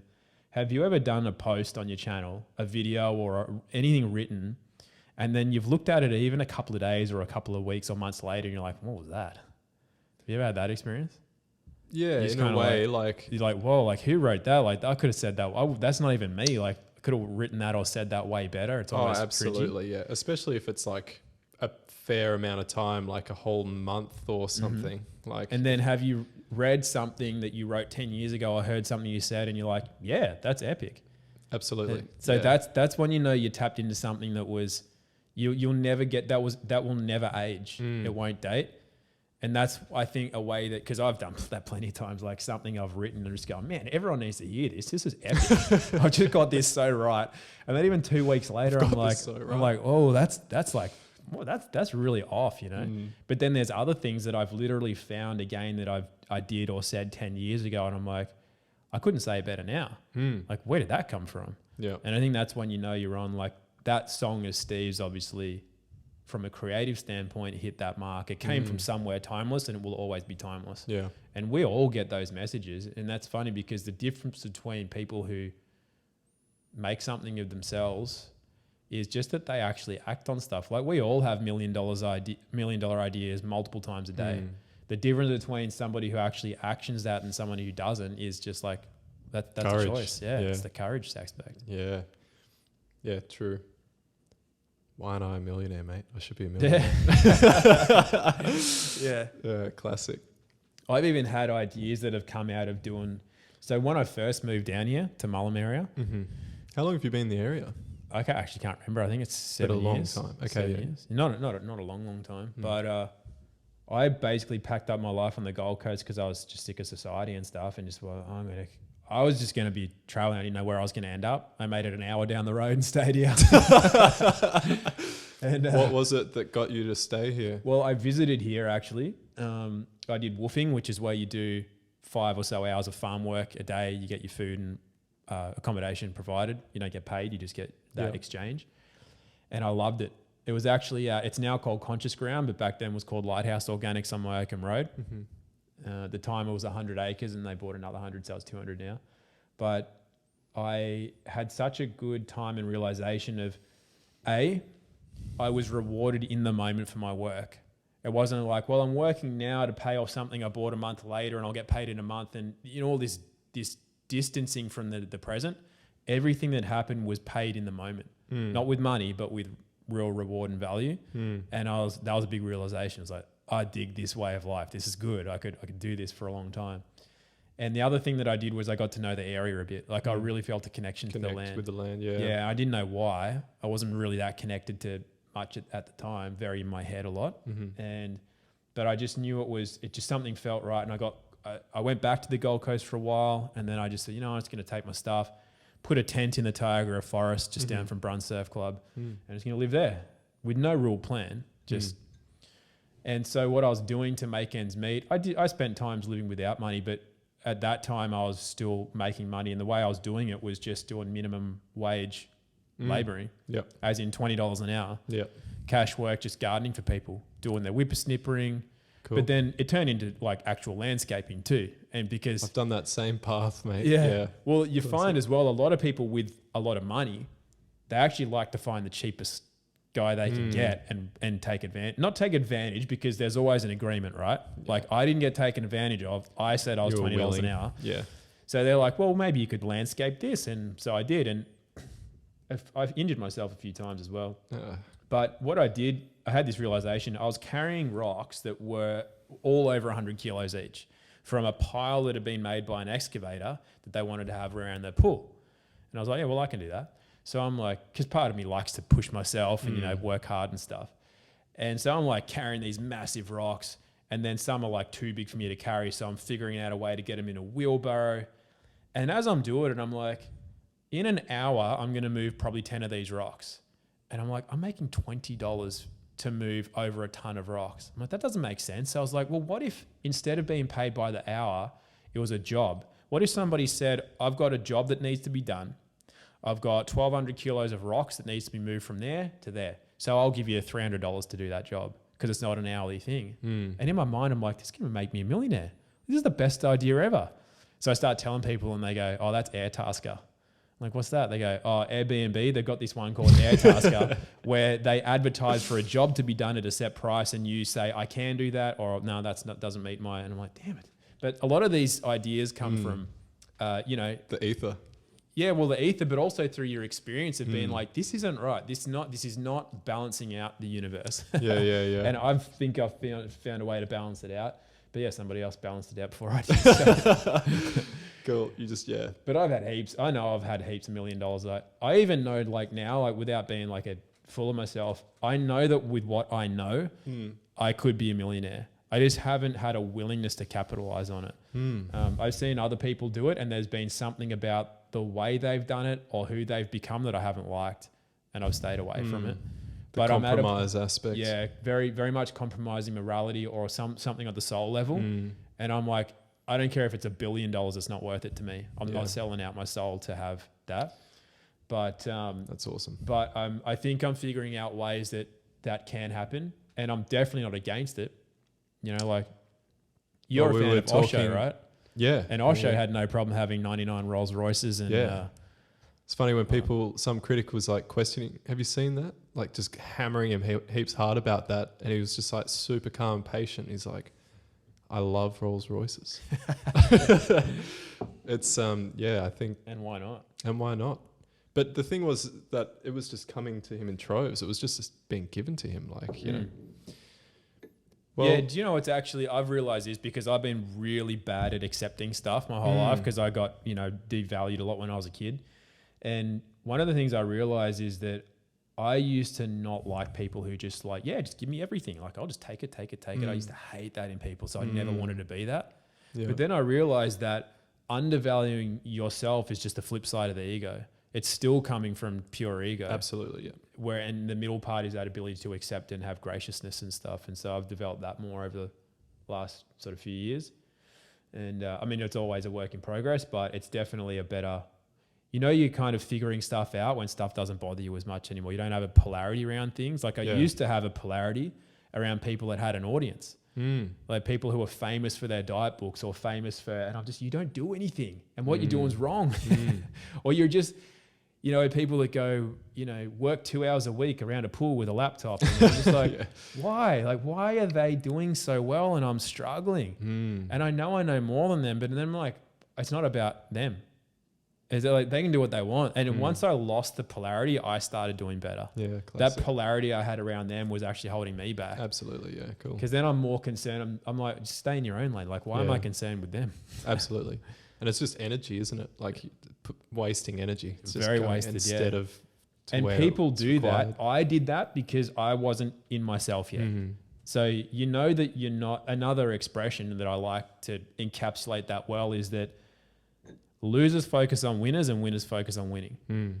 So if you're not winning and focusing on that and you're concerned with what other people are doing, it's because you haven't found your role yet. You're not on your own 2 feet. You're not like, because if you're doing what you're doing, it should be irrespective of monetary gain or anything like that. And you're just satisfied with what you're doing because that's your dharma or your purpose or your value for the world. And it's irrespective of who's making millions of dollars with some like Ponzi scheme or something. But as soon as you become fixated or even like have a polarity around what they're doing, well, how are you on your purpose? And it's great because it becomes a lovely little lesson. You realize if you can ask questions, why does that bother me so much? That some pretty influencer is just like rolling around, giving BMWs, gets free lunches everywhere, can go get massages. And I'm like, fuck, my back's sore, I'd love a massage.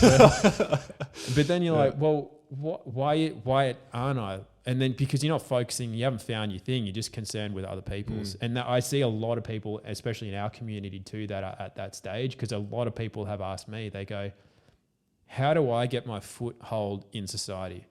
Because I got one from that video, right? Like I was a no one before I made that virus video, and all of a sudden I had a rung up in society. Like people know my name. If I want to, like I've got more social currency, you might call it. Yeah. And people want that. And I'm like, well, I let go of wanting it. That was the first thing because I wanted the same thing for years. I had all these brilliant ideas about alter egos and these all what seem like competing channels, but they all come under the same thing. And I'm just like, because I always wanted it. And then I was like, but that's not really like, why? Why do I want that? And then after I let go of wanting it, that's when it happened. And also just that I was more in my own lane. I wasn't concerned with what other people were doing.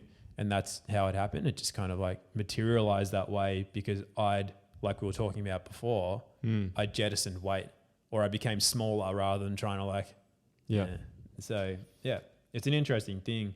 I think it's super interesting. I was actually thinking about that video before you arrived, or maybe earlier in the day. It's a great video and it's humorous. It's an awesome video. Well, I'd do it way different if I had a chance to do it again. But what I was going to say is like something about it that like by someone like me watching it, I could assume that it could not have gone viral also. Just you saying that same stuff, maybe with a different transmission, a different state of consciousness or something. Totally. Could have just been a video like I do, it just goes out to 100 people. Yeah. But for some reason, there was something about it. A purity is a cool word, maybe. Rawness. A rawness. Explain it, yeah. But yeah, like an authenticity.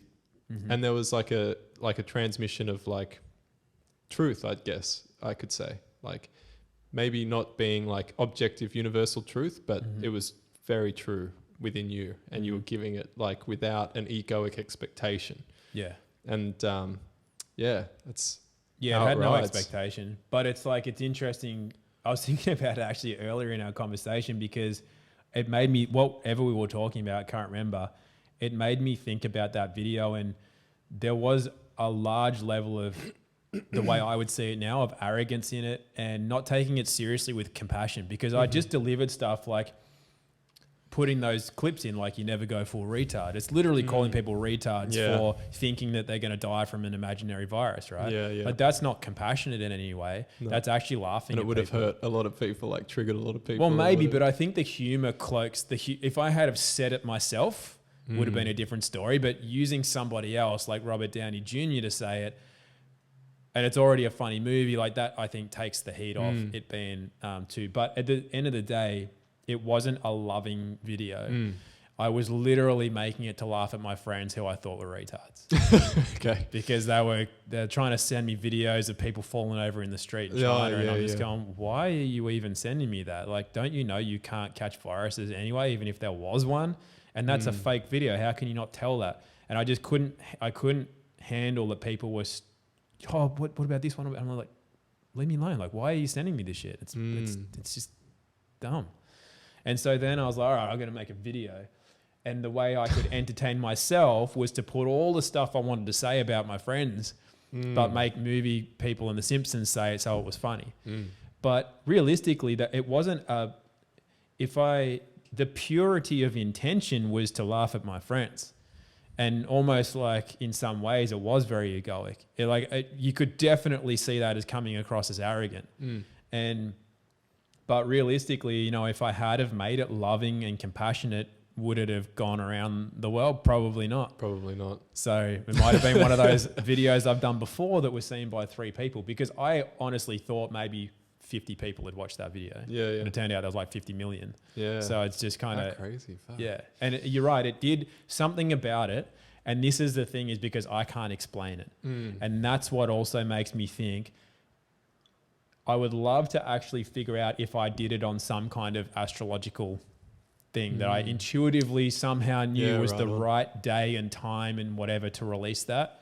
And also I think that this land had something to do with it, because we're on a ley line here, and the greater spirit of things that knew what needed to be got out there in the right moments allowed that to get out because of where we are and the I don't know, whatever. I mean, I don't think the intention was as loving or pure as it could be, but something greater than me obviously thought it was a good idea to get it out there. So right on.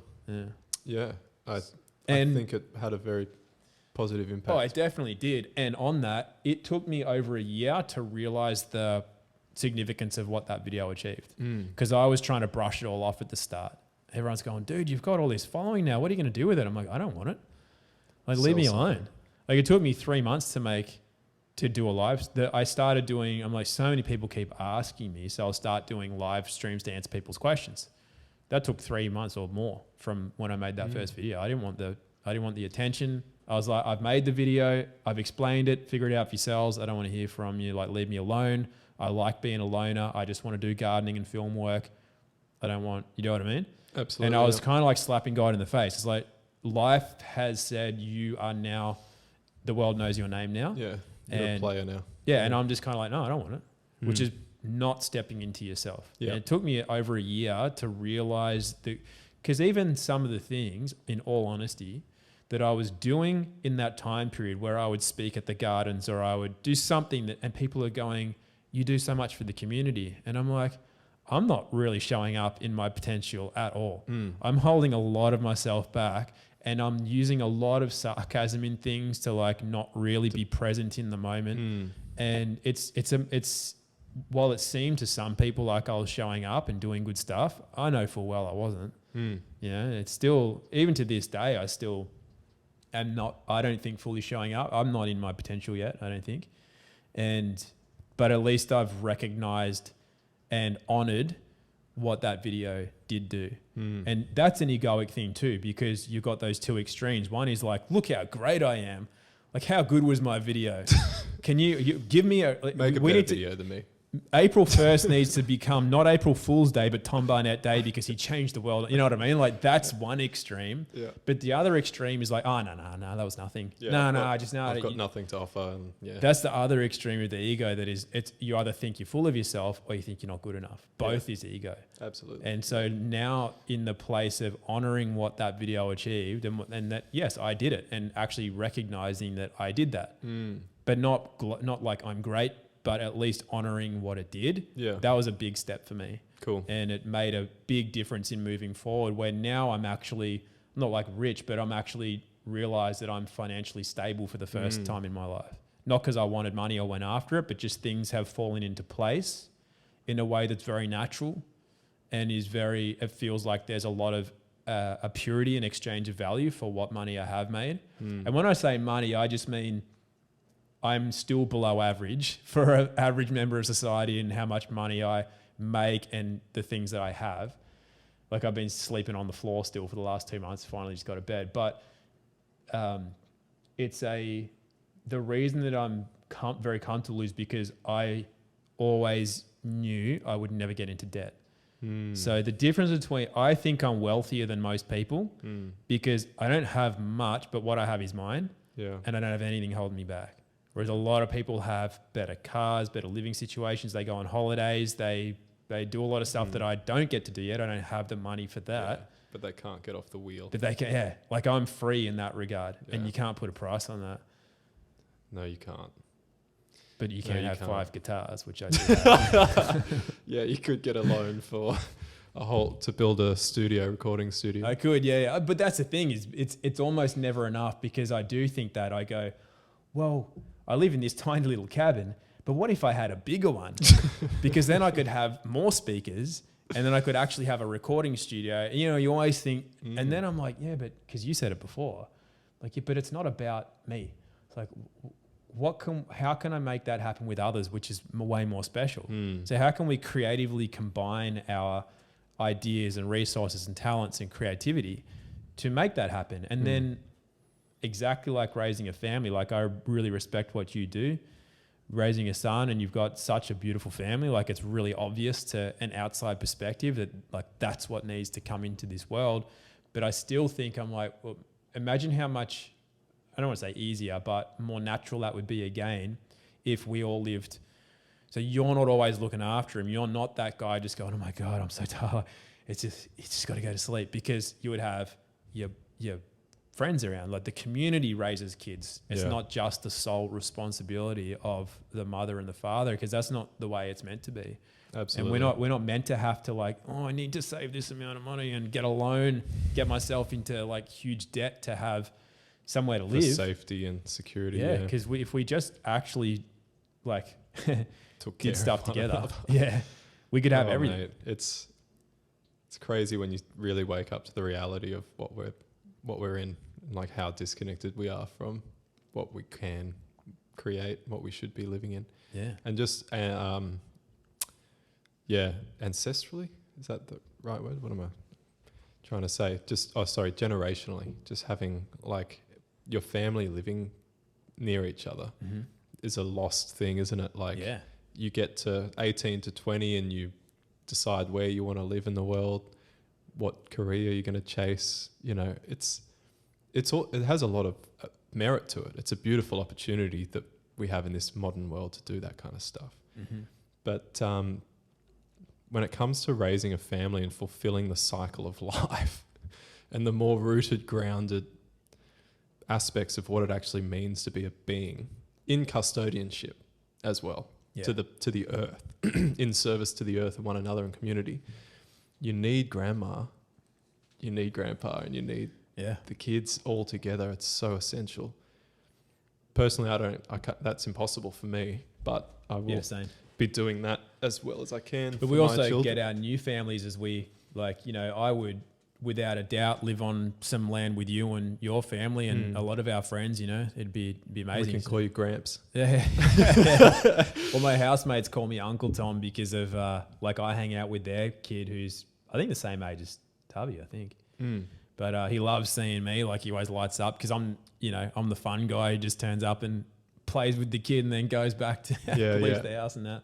But it's interesting though, because I think a lot of us are disconnected from our roots and our ancestry and family, but it doesn't mean we don't have it around us. Or because people do that, they sit around going, "Oh, I don't know who my family is." It's like, but you got your family all around you. You just have to allow them to come in. Like that quote that I love, which is, a lot of people are standing in the clearest of streams and dying of thirst.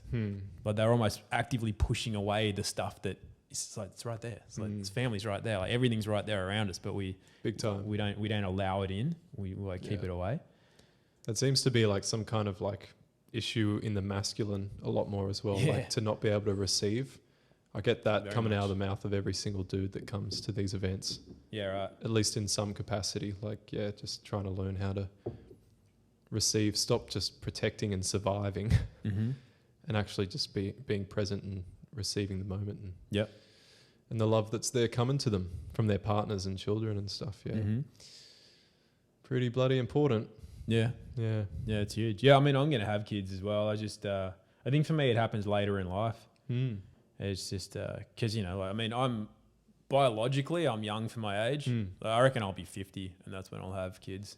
Probably. I just think I've got a lot. I mean, maybe it'll happen sooner, but I've got a lot to accomplish in the short term as well, as in like stuff that I can't even talk about on because of stuff that goes on. You're set to. Well, it just keeps coming across my path without looking for it, and it's stuff that involves. I mean, I can't really say too much about it, but all the stuff that people hear about, dealing. Like. There's just the dark stuff, literally the underground stuff, the stuff that goes on under the ground. But that's the sort of stuff that's, I've got some role to play in that. And it doesn't mean that has to be mutually exclusive of having a family, but it just seems like at the moment that's the thing it's occurring as well as, I mean, I don't have my own plan as such. I'm really just following what feel guided. That quote that I learned from Paul Chek, which is if you want to make God laugh, tell him you have a plan. Classic. So I tend not to have that so much. I'm just like, I'm following what is put in front of me, and if that becomes kids, it becomes kids. If it doesn't just yet, then it doesn't. As long as I'm listening and not trying to force my way through life and that, then I think I'm on the right path, and it'll reveal itself. Godspeed. So, seems to be working so far, mate. Yeah, well, it is now, but it wasn't previously, and that was reflected in my quality of life because I went through 15 odd years of chronic fatigue and a lot of pain and a lot of not having stuff, like poverty, pushing stuff away, from myself, actively pushing it away, and that's an indication that you're not really listening. Too much in my mental side, completely cut off from emotion, and meeting actual healers, not the new agey ones, in the town that we live in, and also coming across people who can read your Vedic astrology, which is apparently way different from the Western stuff, and explaining a lot of this stuff about what happens in that I did disconnect from my emotional body young because of trauma and stuff associated to have to protect myself but yeah, not feeling stuff is not a good thing, you know. Definitely not. And you can't get too far in life unless you harmonize the physical, mental, emotional, spiritual bodies. Yep. And so that was the source of my and the more I come into actual feeling, it's like, oh hello, more energy comes back. Yep. And it's coming into being, you know, which is good. Shit, but yeah. everything that's working out is only a result of that, because I went through a lot of time of things not working out at all. Yeah. And I actually think once I've actually integrated more and more, I'll actually be seeing less and less NPCs on the highway who are getting in my way. Yeah, absolutely. That can be a perfect gauge for you for the next couple How of months. How angry am I on this drive? Hey, no one's pissing me off. I must be doing something right. Yeah, exactly. That's how you do one thing, you do everything. Yeah. You find your messiest shit and then you put your eyes on it. You keep your awareness on it. Yeah. And watch it and see what happens as you continue on in the journey of feeling and letting go. And yeah, because that repression of the emotional trauma and the feelings, that's what, if you go back to that analogy we're talking about with the balls that are holding that charge, like the emotions of our bodies are so fucking wise and intelligent, obviously. They're there for a reason and they need to move through us. It's like it balances everything out. And if we don't let ourselves feel it, we can't let it. Well, that's what it's called. You said the word stagnation before. Emotion is emotion. It's like energy or electrons, electricity, emotion. If you don't have emotion, you're stagnant. Exactly. Yeah, right on. Yeah, very, very happy that I started to figure that out for myself. Yeah. Got so lucky. Yeah. I something that I was going to talk to you about that I was pretty interested. I remember when I first met you at it was at Isabel. It was at someone's house, and remember we had there was a little community meeting thing there, and we had a brief chat, and I don't know how it came up so quickly, but we talked about plant medicines for some reason, and I was like, oh yeah. Anyway, it came up that you had never done them before, and that shocked me. Because I was like, in the paradigm that I kind of moved through my mud, came to some sense of clarity, enough so that I could finally put into motion some progress by my own will. Like I was deep in the NPC world, you know. In the paradigm that I was in, and not so much anymore, very different now, but at the time, and the people that I could see in my reality that were awakening, plant medicine so often had something to do with it, especially in men, because the emotional side of it is so important in allowing the growth to take place as well. And it kind of shocked me because I knew that you had a contact with the idea, at least, or the fact, or the truth, whatever you want to call it, that you are a spiritual being. Is that correct in saying that? At least at that time? Yeah. And I was reflecting on it before the chat, and I was thinking, did he just figure it out using his mind? Like, what? I'm really interested to know, like, what brought you to trauma, through loss. Trauma. Yeah. So can you tell me about that? How did you find? Well, so when I hear people talk about their experience with very, maybe you call it a strong, you know how with plant medicines, there's some gentle ones. And then the thing that a lot of people do is ayahuasca. And that seems to open a lot of people, cracks them open sort of thing, right? So what a lot of people describe is that they had a death or some kind of dying off of something, or were cracked open or whatever. Yeah. And I had that through losing what I thought I was, because I used to think it got taken from me. That's why I was bummed about it. But I realized that I gave that, you know, but it was through, you know, when I was in my early 20s, as I was getting sick, I was like a top top performing athlete. I was this, I was that. I had all this identity. And then all that went. I used to say it got taken from me, but now I know that I created that. And so therefore I was useless. Like I used to be fast and strong and could run as far as I wanted or swim, you know, whatever. It didn't matter. I could do it. And then to be not even able to walk a couple of 100 meters. And then, you know, I had no identity. And that's what I hear people lose when they do their plant medicine. They lose identity, or they at least can separate from it and go, oh, I'm not that. I'm something else. And I lost it through pain. And that's how I realized it, because I realized that, well, that's not what I was. What am I without that? What am I without my, and especially at that age, which is, I think at that time I was around 23. So still very much just fully formed the ego at 21, as far as Steiner's concerned, for example. Yeah. And you can't tell a 23-year-old or 21-year-old male what to do, pretty much. Elite performing athlete male. Yeah. So, so I just, I just wrecked myself pretty much. And that's how I started to. But the funny thing is, the more I'm learning about myself, which is I'm only learning about it after 40-something years on this earth, is that I was born very intuitive and very sensitive.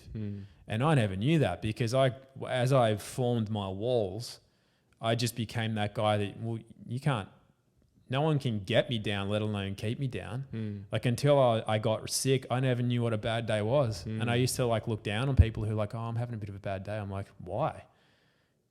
Why? Like, what are you, defunctional? Like you retard? Or I literally would look down on people because I didn't know what they were talking about. I could not understand how you would choose or let yourself have a bad day. And then I suddenly lost all of my life force energy. I'm like, oh, I think I'm depressed. Like, what is this?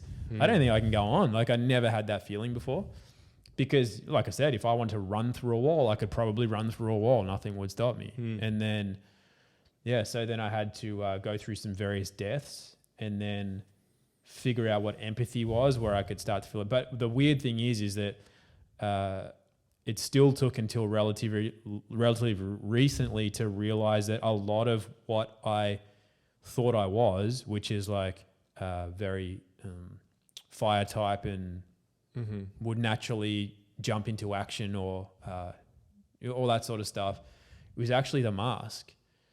And prevented feeling all this stuff as a very sensitive, very intuitive being, because I know, like, I was not tapped into that at all. Although weirdly, like, looking back on certain visions that I had or realizations that, you know, I never read in a book or whatever. Yeah, it was like, filtering through, it was there, obviously. But it just wasn't recognized or honored, which is, I've learned, is a big thing.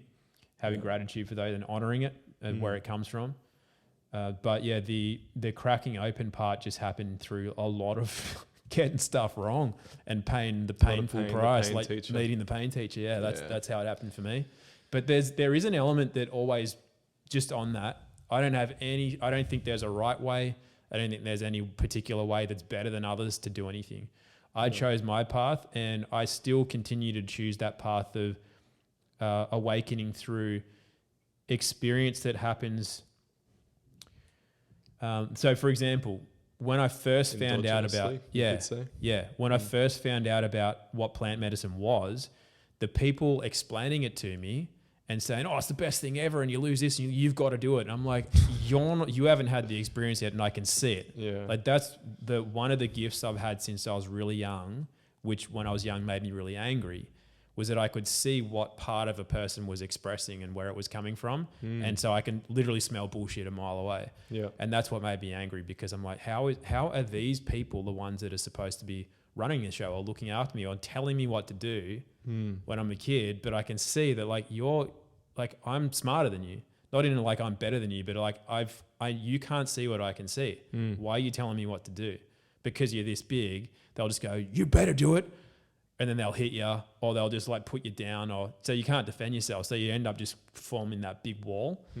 And so then when, you know, I would see people talking about ayahuasca and then peyote and that, I'm just like, but I can see you're what a train wreck, or you're not. I can see what you're expressing, and it's not what you think you're like. You've had something, but it's not it. whatever it is, I can see that that's not it. Hmm. And so that's why I had an aversion to it as well. I'm like, I don't want to be one of those people. Like I would rather train naturally and be happy with my performance and take steroids and then pay the price because it was an exogenous thing. Like you said, I would rather it be endogenous than take an external thing to achieve something I know is within me. And especially with some of the visions I've had when people describe what DMT is, and I'm like, I have those all the time. Like that's just, I just see shit without having to take anything. And I go, well, if I took something, would that take away my body's natural ability to produce what it already produces? I don't know what the answer is to that, but based on my observation of others, I didn't want to take that risk. And but having said that, as a practitioner, I would prescribe plant medicine to other people because I would see in them, I'm like, I don't think you're going to find that on your current path. I think microdosing mushrooms, or I think doing a ceremony on ayahuasca would be great for you. And I would actually prescribe it to other people. But I just never had the inclination to want to do it myself because I also see where it can appear that something's happened, but if it's happened too quickly, sometimes it's not. Like most things that happen, they fall into place relatively slowly. And if it happens too fast, there's something about the totality of the experience that maybe, I'm not saying it is missing, I just say it might be missing just based on other stuff, such as learning instrument or getting better at sport or doing anything like that. Yeah. And I know that that there's different brain levels that they operate on. So I'm not saying that it's not the right thing. I think for some people, it's definitely the absolute best thing that they could do. I just haven't been called to it myself yet. Yeah. But I also think, and it may be a limiting belief for myself, I'm coming to a limit of how much of my emotions I'm actually going to be able to feel endogenously, which is why I'm becoming more and more open to having an experience like that. Yeah, a different pathway to not attain enlightenment or like drop the ego, which I think a lot of people do that sort of stuff for. It's actually feel my emotions. It's all part in the same process, I would say. Yeah. Yeah. The quote from Carl Jung was coming to mind when you said, I don't like study Carl Jung, but I've heard someone say this quote. Yeah. I'd like to study Carl Jung. What was it? Beware unearned wisdom. And I think that is like all too often what happens with people that dive into psychedelics and entheogens and plant medicines, even like with like really great intentions and with going all the way to Peru and sitting with the Shipibo shamans. And, you know, it's like still they're like at a level where it's too much. It can cause a lot of damage, or it can cause a lot of confusion and splintering and abstraction. And although more often than not, it's my impression that like those people still gain a lot from that experience. And although it might translate very weirdly in a communication, like, and it might not seem to actually do anything because I'll just fall back into all that they were before, there's still at least this small little like an experiential understanding of a better place to be. Definitely. You know? So that's why you just explained it exactly right, I think, because that's how I see it. When I prescribe it to people, I'm like, you haven't seen that there's this other place yet, whereas I've seen that place. So I'm willing to be patient in how I will naturally make my way there. Whereas you can tell in the way that they do not find joy and humor and how exciting this place is. They haven't found that yet because they haven't seen this other place, this other reality. And that experience of plant medicine, they may confuse it with them being like, well, I don't have an ego now, or I'm enlightened now, or I'm better than I was yesterday. And it's like, no, you're still doing the same stuff you did before. You took that mostly, but you've at least seen that there's something more, and that's got like immeasurable value. So that's why like people think sometimes if you don't do it, like if you don't drink alcohol, you must be against alcohol or them drinking alcohol, but that's not the case. So the same thing with medicines. I think that they've got a beautiful role to play and a right for a lot of other people. But I think for those people that are, they can already, they're already aware like there's something else there, and maybe that's a good thing. But if somebody's already, I think everyone just makes their own decision. I know. We're in such a weird time in history because we're so different from each other. Like whereas we're always traditionally quite aligned in like our level of consciousness and our level of connection with spirit and the land and stuff. But we're in such all sorts. It's very weird. It's like opening up a bag of like completely mixed, like not even just a mixed bag of lollies, but a mixed bag of every type of lolly from Dicks. all over the place. Big bag of dicks. Big bag of dicks. So yeah, it's weird. It's weird, but it's wonderful. Like when you get people together and you go through a process that kind of guides them and then has them an opportunity to, you know, kind of have these peak experiences. And it's like, because it all goes back to the same place in a way. Like I don't like talking like that publicly very much because it's borderline cult, you know, like you can be like, there's only one, you know, very dangerous kind of wording. But I believe we're a part of nature, and it helps us to bring us home. Totally. Well, it's one of the reasons I'm not against hardship, where it's like, oh, that poor person, they're going through this, and I'm like, yeah, go for it. Like, let them have it. Like, let them lose that. That's the best. Let Lismore flood out. You know, like let places flood, because it's like, you know, just what are they going to gain because of what they've lost? And unless they're willing to look for that, it doesn't matter what happens. You know, they're just never going to find like any sense of belonging or knowing, or like just, you know, we're really, this is a gift, this life, because so many people just rue their life or being here. They can't figure it out. Yeah. And that's the thing. It's like, I know what I gained through what I lost, or what I thought I lost. And it's just, you know, you can't put a price on that, you know. It's just, and so when people are having difficult times, it's almost, I used to explain it like when I was about, I think 8, I used to live in Melbourne, and we went to Torquay, which is like Bells Beach area, surf area. And we were into skateboarding, and there was this big Rip Curl store, and they had this half pipe out the front, and there was this other half pipe that wasn't far away, a vert ramp. And I was watching the big kids there, and I was like, oh my God, that's epic. And one of them let me have to go on their board, and I managed to start pumping, like going fakie up and back. And my dad was like, oh, you can actually, well, we'll get you some decent bearings, because my board wouldn't roll that fast. Yeah, right. And so anyway, he actually, because he was a major tight ass. That's one of the things that, you know, I became... I didn't value myself. Everything was like, can't spend money on anything. It's a scarce, limited resource, you know, all that kind of stuff. I had that limiting belief for a long time. But anyway, I remember my brother, he wasn't really at an age where he actually wanted to ride the skateboard, but he put some knee and elbow pads on and just wanted to run up the ramp and then slide down.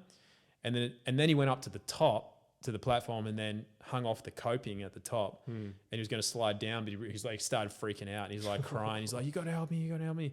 But from my perspective, I could see that all he was going to do was let go and have an epic slide down on his pads. He couldn't see that though. And so he just got to the point where he cried and couldn't hold on any longer, and then finally let go and screamed all the way down. And then he was like, I want to do it again, and run back up. And for the rest of the day, he's just sliding down on his pads from the top. And that's what, sometimes when I see people who think they're suffering, I just look at them just going like, I'm kind of almost laughing. It's going, this is so cool. It's almost funny. Like, what a gift that this is. Like, you don't know what's on the other side of that, but it's going to be amazing. And so, grace. Yeah. Yeah. So there's a lot of that, you know, that I think, because people, I think in the last 2.5 years have felt oppressed, and that they're suffering, and that it's too hard, and we're all going to be locked up in camps, and we're all going to be forced vaccinated, and aliens are coming to anal probe us and all that sort of stuff. And I'm just like, oh man, it's just hilarious. Like, you can't see what this creation of suffering is that is theirs, and also what's on the other side of that, which is freedom and what they call sovereignty, which they don't know about yet. And it's kind of like, it's a fine line, because when I say that, it kind of comes across as like, I'm an adult, arrogant, they're kids, I can see shit you can't see. And it's like, you can't say that to people, because it's probably not even true in the first place, but also no one can hear that. But there is an element of, I have very little sympathy for anyone, like actually none. But I do actually have a lot of empathy. Like, I can feel where somebody's at, and I have empathy for them, but I just have no sympathy. And I'm like, I would not wish that changes for you. Like, if I do prayers, it's not take that person out of pain and give that person more money and make sure they don't have to suffer tomorrow. It's kind of like, allow us to have the experiences that we need to have with grace, and that we can move through that to come more into ourselves and get closer to what put us here and all that kind of stuff. Because for me, that's how it happened. It doesn't have to happen for everyone that way, but I just know that for me, that was a big part of coming closer to Quite often it is that way though, isn't it? Yeah. Pain is Well, if you don't listen, power teacher. because I wasn't listening. Yeah. If you're a good listener, you don't have to go through that. No. That's the thing. And it takes a lot of people out. Like a lot of people die. Yeah. Like cancer will take people to the grave, you know? That's how it works if they're not listening. Yeah, it's pretty wild. Because it doesn't happen like people go, I just ended up with cancer. And I'm like, it's the same as getting obese. You don't go to bed with a 6-pack, abs, as in not with beer, and then wake up in the morning, go to take a whiz, and you're like, oh my God, I can't even see what's this thing out here? Like, it doesn't happen like that. You have to work at getting a gut like that. It takes time. You have to work at it. And all of these degenerative illnesses are the same. You actually have to work at it over time. You just wake up with cancer or diabetes or something like that. Yeah. Of course, there's the unwitting exposure to certain things in the environment, toxins and chemicals. But even that, like my experience with all of that is that they only bind to a resonance that it'll bind to. So that's why you see people who are, I don't know how true the story is, but I see you've got that Ram Dass thing up there. And the story is that a guy comes to him and he wants him to be his guru. And he's like, well, are you taking any of that substance stuff? And the guy's like, yeah, I've been taking some acid. And he goes, have you got any with you? And he goes, yeah, I do. He goes, how much have you got? And he's got enough for like 20 doses. And he just goes, give it to me. And then Ram Dass takes it all. And he just looks at him and just goes like, come with me. Like, let me show you some real shit. Absolutely, Like that's nothing. Like that's because at that resonant frequency that I don't know, is it a real guy or is it like Buddha? It's like a personification of something or? Ram Dass. Yeah. So Ram Dass, and I'll correct that story because there's a detail of that story that isn't true. Yeah, right. So Ram Dass, his name was Richard Alpert, who's a psychologist at Harvard University. He was in a team underneath a man called Timothy Leary. Yeah, I know Timothy Leary, yeah. So Timothy Leary introduced Richard Alpert at the time to mushrooms. And they started experimenting with it because they realized that after 30 odd years of becoming incredibly successful and internationally renowned in their fields as psychologists, that just 2 days of using these plants gave them more knowledge around the human psyche than their entire careers of research. Yeah. So they were like, what the fuck? Like, how have we not been exposed to this or heard about this? Like, these plants that just grow out of the ground. And then they went on a campaign to, bring in a lot of students, do research and start bringing it into the mainstream. It was these two guys that basically kicked off the whole psychedelic alternative culture revolution McKenna? Terence McKenna? Was Terence he McKenna. part of that crew? I mean, probably not. They've met and like there's plenty of talks with them, sharing conversations and podcasts, like the original podcast, I guess you could say. You should watch them. They're freaking amazing conversations. Like they're in just like paradigms far beyond most people. Yeah. But you totally get it because you're there yourself in a way as well, of course. So, but so anyway, he went to India ultimately. That was his path, and he was like very into LSD and mushrooms. He got fired. Like there was so much controversy. Like both got kicked out. Oh, he was the one that had the acid, and he was seeing a guru. Exactly. Yeah, right. So he went and found a guru. That's right. And a very funny story actually made him commit to working with the guru, but that's another story. And he was there for some time, went to America, thought it'd be a good idea to take a vial of liquid acid back and offer it to him, be like, to find out what it was, to be like, what the hell is this stuff actually? And yeah, Maharashi was his name, but he took the whole vial and just acted normally all day and just like kind of giggled every now and then because he was just laughing because he could see that Ram Dass was expecting something to happen and he's already there. He's already just in that supreme state. And it's but similarly, like, it is a great story. But it's similar in a way to, I've dealt with a lot of people with chronic illness. They don't know what's wrong with them. They no one can figure it out. And it's always got this element So for there to be space, there's got to be counter space for it. Everything that is physical has its metaphysical origin or counterpart. And I've not seen anybody who is not actually literally holding on metaphysically to something that's metaphysical weight. It's that emotion or whatever it is, the apathy or resentment or something that has a physical aspect to it where it'll bind to something specific. And in a lot of cases, that's your heavy metals or whatever. So when you say you might be unwittingly exposed to something, there's a certain resonant frequency that you are holding that will actually bind to that. Whereas another individual, even if it's something that's very toxic, could actually just run right through them and not, like, it'll still go through them and it might affect them in some way, but it won't become what this other person is holding on to, that it'll... Won't culminate like No, in not that at way. all. It'll be a completely different expression. And that's why, like I've been saying to people, because it's funny, you know, we do have a great community and everybody has this thing that becomes, first of all, a knowing, like a head thing, like the video that I did, right? And then people are just going, oh yeah, you can't catch a virus. And they're laughing about COVID. It's all fake. They know it's fake. They're posting about it themselves. Then they get a sniffle and they're like, oh, I've got COVID. And I'm like, bro, you know it's not a thing. Why are you saying that you've got COVID? And they immediately revert to the fear aspect, the doubt. Because it's not a knowing, it's not an embodiment Absolutely, yet, right? yeah. So they're Well said. but everybody else has been around this. They're like, oh, it's the 5G towers. Or there's got to be, it's the chemtrails. It's like, but we've all been around the same stuff. Why are we not expressing that? So what it is the information is received by the being. And then however those codes all come together, the resonant frequencies match or don't match. They'll bind or not bind. And then however that needs to purify itself to become something greater, it'll express. So for some people, that looks like horrendous physical sickness. Whereas for other people, they can be around all of that stuff all day and just not even bat an eye. But then what the question is, what is that signal? What's what signal? Like, what's the signal that's coming and being harmonized by some or making some people ill? Well, all of it. Or would you just say all of it? Yeah. Well, I mean, and obviously the just...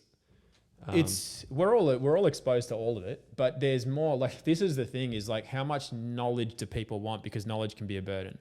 So then they go, well, what is it? Or who runs this realm? Or what? It's like, if people knew the amount of things that are here that can bring us down to our lowest frequency, they would probably self-destruct. They would have the nocebo effect, which is thinking that you're gonna, and they'll create the illness. They'll create incapacitation for themselves through their mind, through the psyche.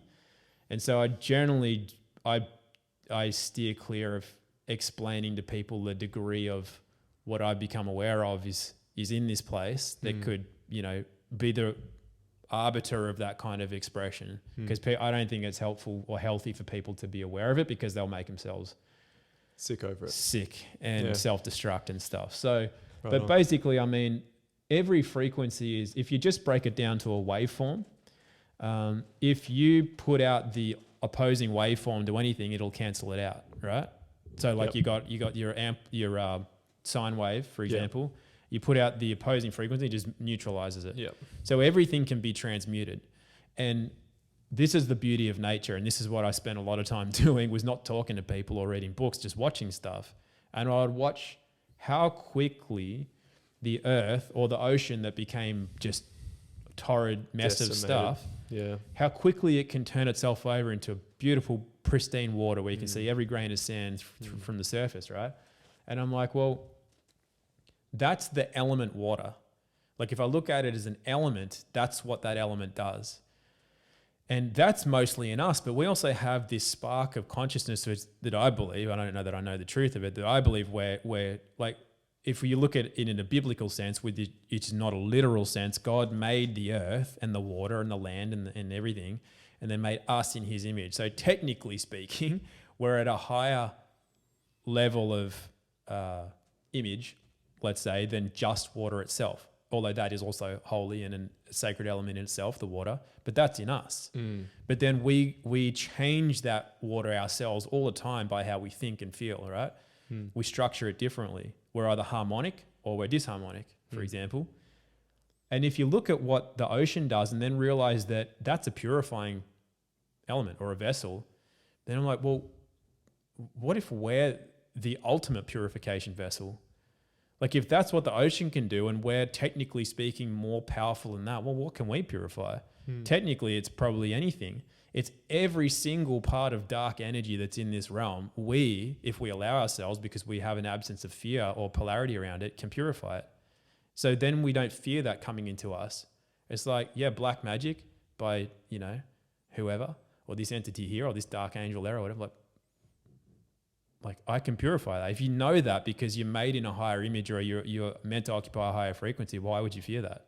So therefore, when it comes through you, why would you express illness over it? Well, you can transmute that and purify that into the highest expression. Like what if that's got, like what if that, I don't know, what is that? I don't necessarily know, but I've felt into it enough to know that that is at least a possibility.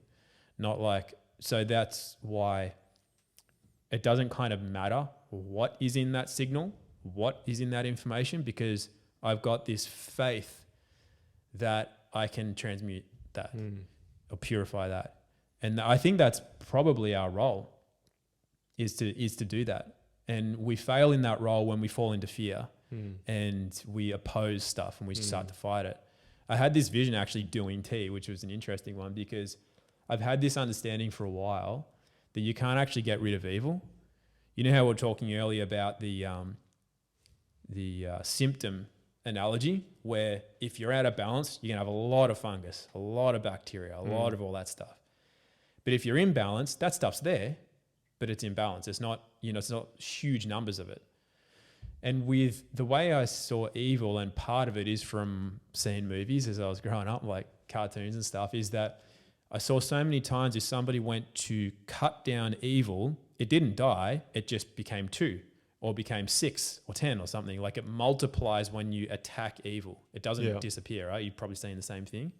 Yeah, well, I think like that Disney film with, what's it called? It's like a musical, I think old like school Hall of the musical Mountain King film. or something. Or Yeah, I think it was the same one I'm thinking they're of. chopping up what is it? And the Simpsons did like a spin-off of it as well. Good old Freemasons. Yeah.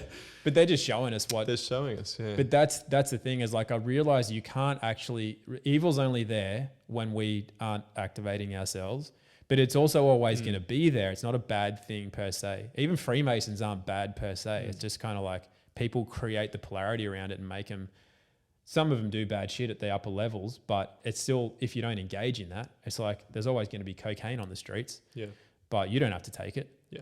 And then if you raise your kids right and become a cohesive community, there's not going to be a coke problem.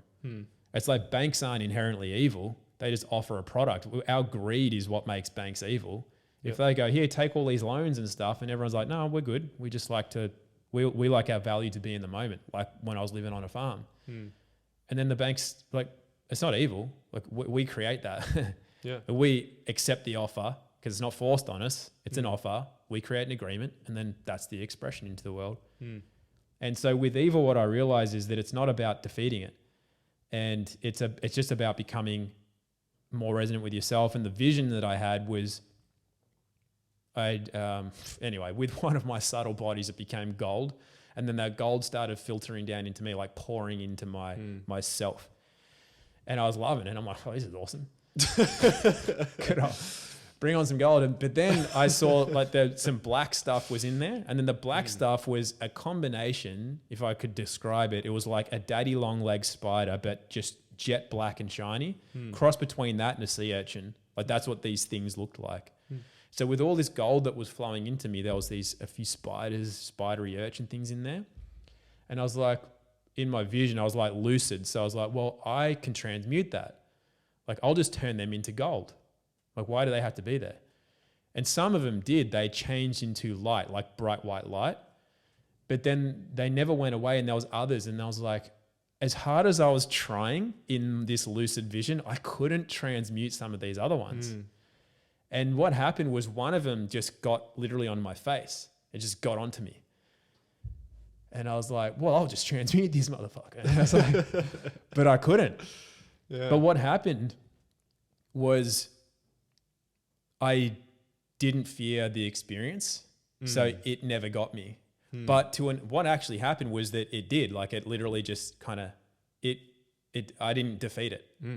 in some way of perceiving it, it actually defeated me. But the reason that it didn't, so to a fearful mind, a pessimistic mind, it would look like I perished by this spidery thing. But what actually happened was that because I did not fear it, and I just stayed in my own lane, on my own, and just bead me. Bead, that's not a word, but I was just me. That it transmuted into gold, and I transmuted into light. So it was a win. To an untrained eye, it looked like I perished, but what I actually did was ascended through that because I passed that particular test, because it's not about being here and being comfortable all the time or never dying. You know how you meet somebody and they're like, promise me you'll never die, because they fall in love with you, and that it's like, like in Team America. No, what was that movie? I think it was Team America, when it's like the girl goes, promise me you'll never die. And I can't promise that. Yeah, I'll have sex with you right now. And then he goes, I promise. But it's kind of, anyway, it's just, those visions just help you see a representation of what maybe this place is about, and take a lesson from it, where it's like, it doesn't matter. Even if because people ask that too, they go, aren't you worried about, because you're on their radar and stuff, like what if they kidnap you, or what if they freeze your bank account, or what if they do this? What if they shoot you? I'm like, well, kind of doesn't matter. Because I don't... It almost benefit the process. It would benefit, it's like they lose by doing that. And the only way that I would lose is if I bind to that, if I lower myself to that resonant frequency, because that's the offer. It's like, do I go into that and then have to repeat a karmic cycle as a result? Or do I steady my own course and maintain my faith and knowing in who I am and what made me and where, and what this really is about? Like Star Wars is all about the light and the dark and this thing. And I'm like, if I don't fight that and I don't lower myself to that, if I perish physically, it actually makes no difference to anything at all. And I actually passed a test, so I actually don't repeat that karmic cycle again. And it's like, how awesome is that? Oh, mate, it's incredible.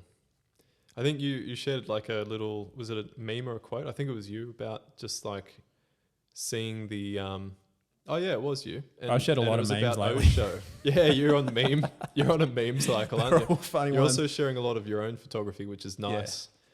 Which is really nice. But you just shared one. It was the Osho one. I'd like to read it. Is that about humor? Yeah, and just like enjoying your life, or yeah, read that out. That was a good one. I actually, before you read that, I'll just tell you a quick story. When I first came down here and did the woofing, before I ended up on that farm that I was saying, I actually started, the first place was on a chicken farm in Alstonville. And I was like, I got these chickens from Alstonville. I wonder if it was the same one. Maybe. But I was just like, I got there and I'm like, what am I doing here? I was sleeping in this rundown ramshackle thing. There's massive goannas, like not just monodillies, there's actual goannas that just come in and out of stuff. And I'm like, And then the sanitary conditions were not to really my liking. Like chickens just eating each other, cannibalizing each other, and weird stuff. It just didn't have a good energy to it. Before I really knew how to read energy, or that's what I was doing, and listening to signs and stuff. So anyway, then while I'm there, I found that they've got a woofing book, which is like a list of all the places you can. So I've got to find another place. So I'm just going through all these numbers, calling a few. There was one in Mullumbimby. And I won't say who it is, but I call the guy, and he's like, I don't actually have a farm. It's just our house. But, I wasn't doing this anymore. I don't know why it's still listed there. But, sometimes you just can click with something over the phone, and the guy goes, just come. Come and check it out, yeah. So I did, and I just gelled with him, a kid, and his wife, and I just gelled with him. It was great. I spent about a week there.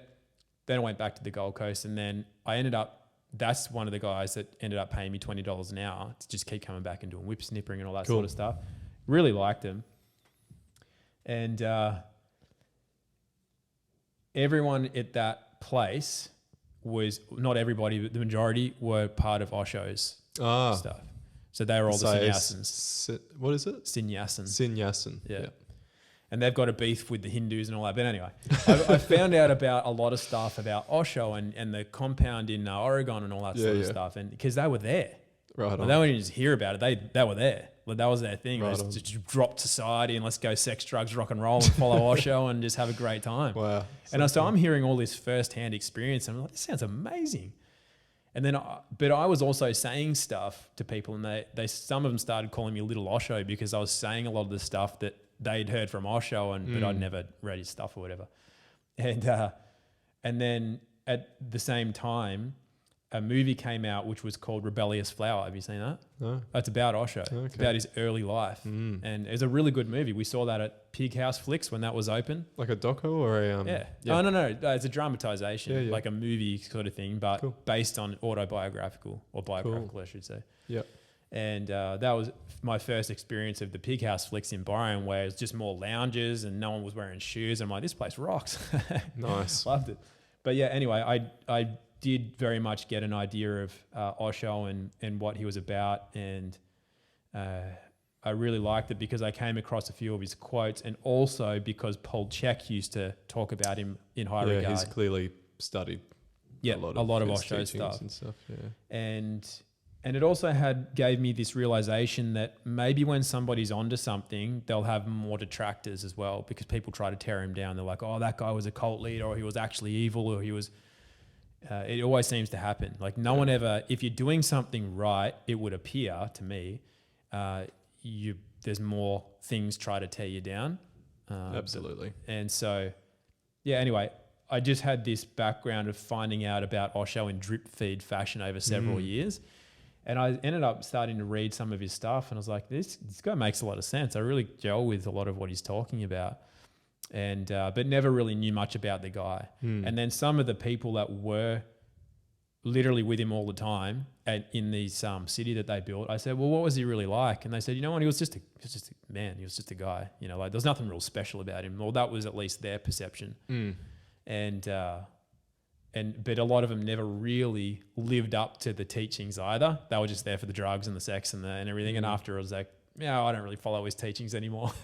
Classic. Yeah, that's Classic human. Yeah, that's what a lot of the sannyasins are like, really. But there's a community right here, isn't there, in Mullum?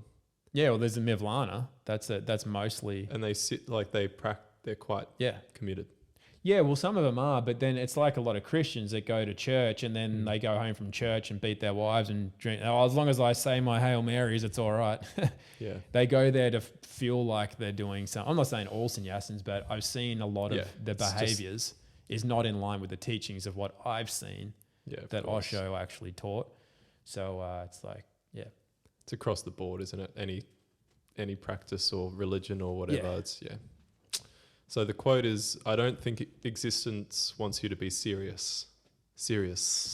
Or how he does that whistle thing. I've not seen a serious tree. I've not seen a serious bird. I've not seen a serious sunrise. I've not seen a serious starry night. It seems they are all laughing in their own ways, dancing in their own ways.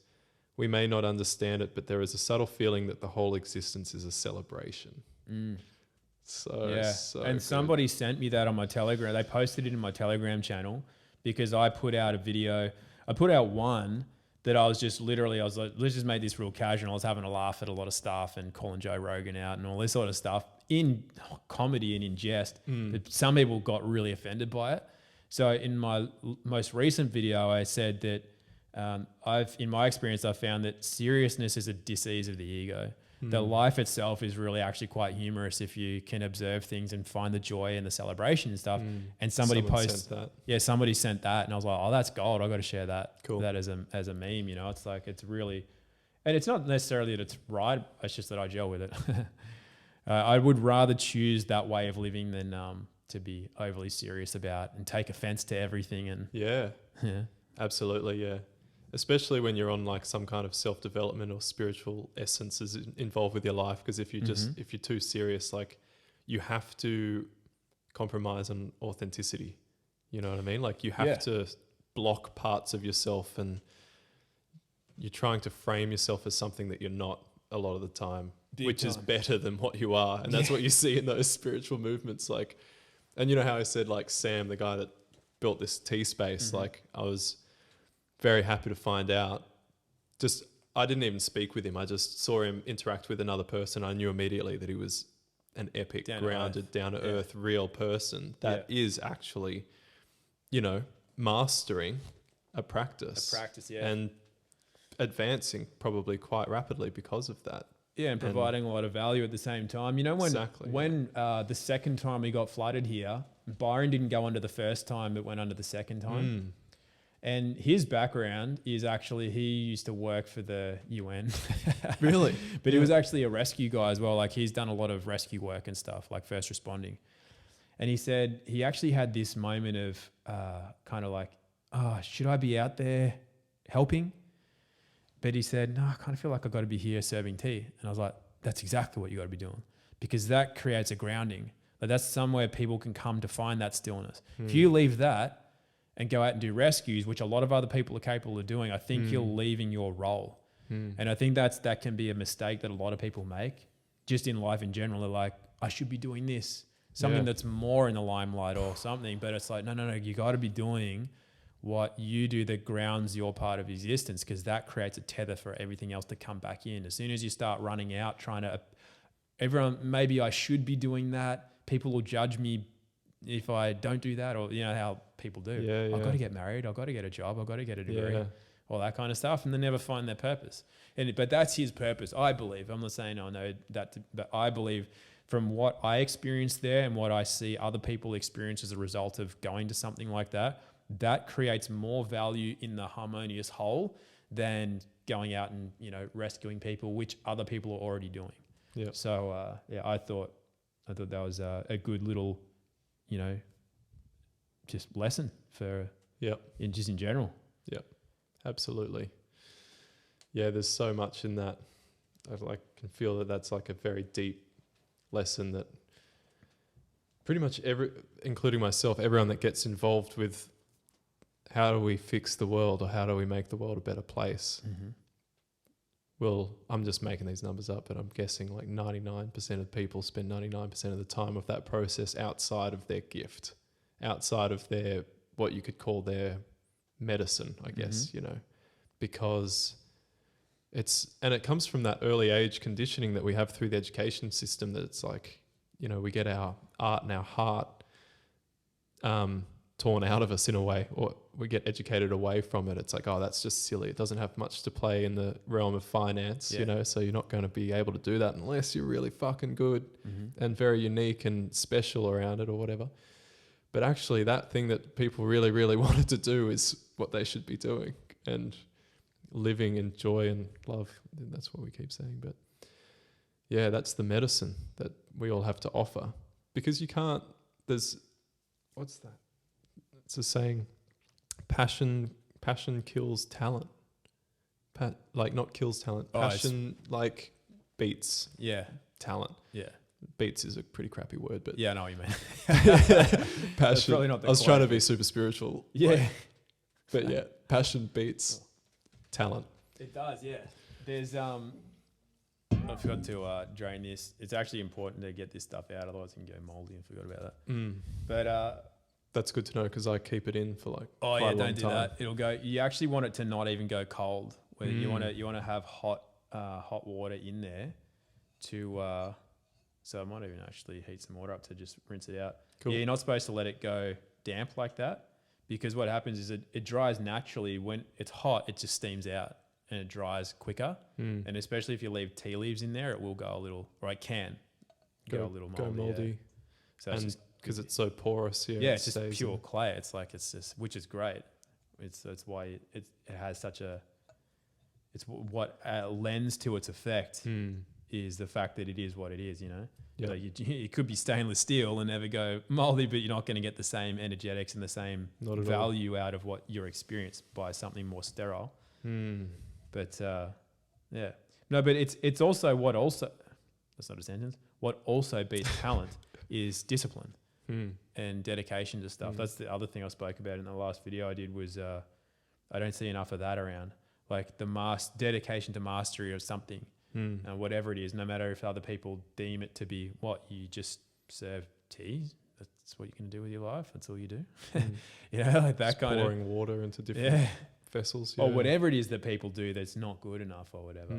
Actually, Adam Sandler did he hints at that sort of stuff in some of his comedies. I remember one he did was Mr. Deeds, I think it was, or it was where he ends up going to this convention and he's like saying to people, what did you want to be when you were a kid? And one of the guys goes, oh, I wanted to be a veterinarian because I loved animals. He goes, well, what do you do now? And he goes, oh, I'm a cattle rancher. I own like 50 cattle ranches. And he's like, well, you kind of went in the opposite direction of, he's a millionaire Texas kind of ranch owner, but he actually wanted to be a veterinarian and care for animals, and he ended up slaughtering them all.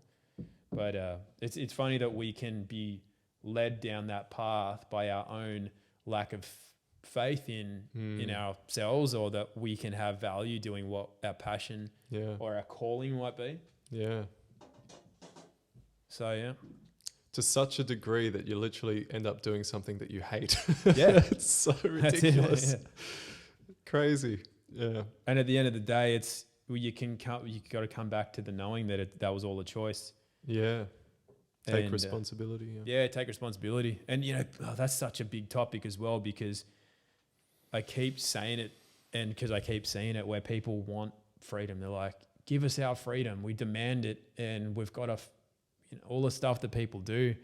And I think a lot of people haven't realized yet that freedom is taking full responsibility. Yeah. And as soon as you take responsibility, no one can take that away, because you're already free then. Like, that can't be taken from you. Doesn't matter what they put out as offers. We're going to do this to you next. It's like, well, it doesn't matter, because you can't take the freedom of somebody who's free.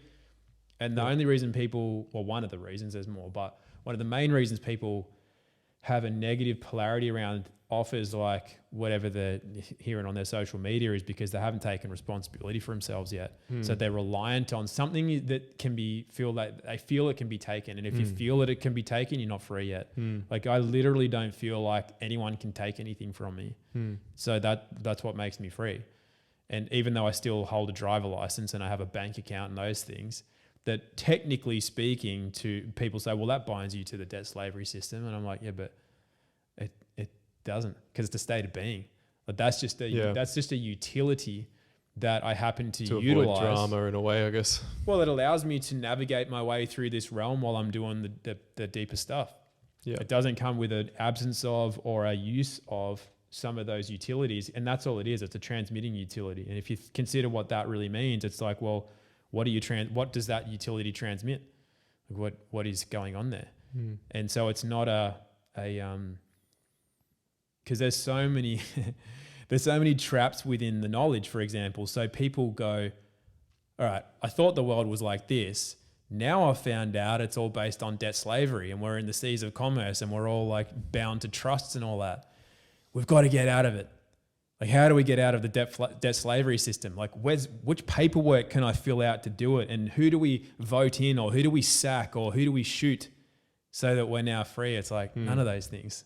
It's a state of being. Like, and that's the trap. You find out about it, and then you're bound to the fact that you found out that there's this debt slavery system. The reality being that you choose to operate in it or not in it, as in energetically. Yeah. So when you're free, you can hold a bank account and a driver license and a passport and all that and still be free.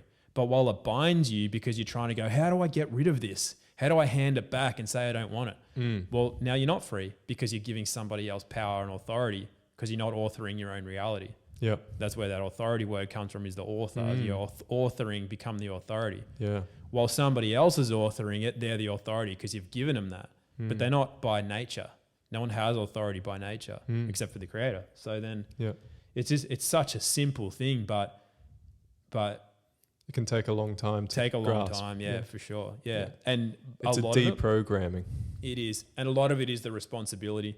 And what, like, a car analogy that I give a lot is that I never have insurance. Well, it's not just cars, it's anything. I don't have insurance on anything because I figure my insurance is my capacity to actually perform, to be competent. Yeah. That's my insurance, which is full responsibility for whatever I create in any moment. And that, in its energetic sense, means that I don't need insurance, because then I'm seeing it as something outside of myself and I'm trying to buy it. I'm trying to get it from somewhere else. Yeah. Whereas I know that if I'm paying attention to what I'm doing, I've developed competency in what I'm doing, why would I need insurance? Like when I was practicing as a practitioner and doing body work or doing whatever I was doing, like to help people with injuries or their health conditions or whatever, never had insurance. And people are like, dude, what are you doing? You got to protect yourself. It's like, no. If I am protecting myself. Yeah. If I buy the insurance, I'm actually agreeing that I'm probably not competent, or I'm buying into the idea that, well, something could happen. And some things did happen that didn't go to plan. Like sometimes when somebody releases something, their body might freeze up or something locks or they spaz out or something. And then if you freak out too, you don't have the faith, you don't have the competency in what's actually happening to discern what's going on. And then you'll need to rely on, well, thank God I had registration with APRA, or, private health insurance will cover that. That's throwing that away, that responsibility away. Yep. And also what I've found is when people want to come in and then there's private health, or you're registered to another body. Like I never registered with anything, right? So that means like the board of whatever. Yeah. When I started out, I was a personal trainer. So the Australian Institute of Health or whatever, like I never registered with them because even at that stage, in that age, I didn't know about agreements and contracts and commerce and all the other deeper stuff I know now. But just inherently I knew, I'm like, what gives them the authority? Like why would I do that? I would only do that so that I've got a certificate or something, or I can tell people, oh yeah, I am registered. Like, are you registered, Sam? Are you registered with them? Because and if you can't look at them in the eye and just go, I'm my registration. Like you're going to work with me because we've got this thing that we can do and I'm competent and you can see it in my eyes. That I trust. Yeah. And you can trust that too. Yeah. If you don't have that, then there's this third party. You can't have three parties in the agreement. It's just between two. So when you add that in, I feel you're diluting the experience and you can only give the client a certain degree of value and results. And it'll be much higher when there's a purity of agreement there, which is only between the two of you, not some other board of whatever that is overseeing what you're doing, because then something is leaking out to them. Because you're giving something away, right? So you could probably get to some degree, but not to the full. And I think the purity of exchange only happens when it's just that between two parties with full responsibility and full trust.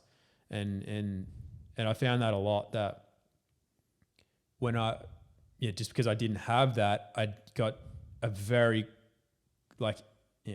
I don't even know how to put it into simple terms, but just the connection was just as pure and strong as it could be. Yeah. And therefore the result, and not just their result, but how much value I got in return for their result, because I wasn't giving some of that away to some other entity. Yeah. It's big stuff. It is big stuff, man.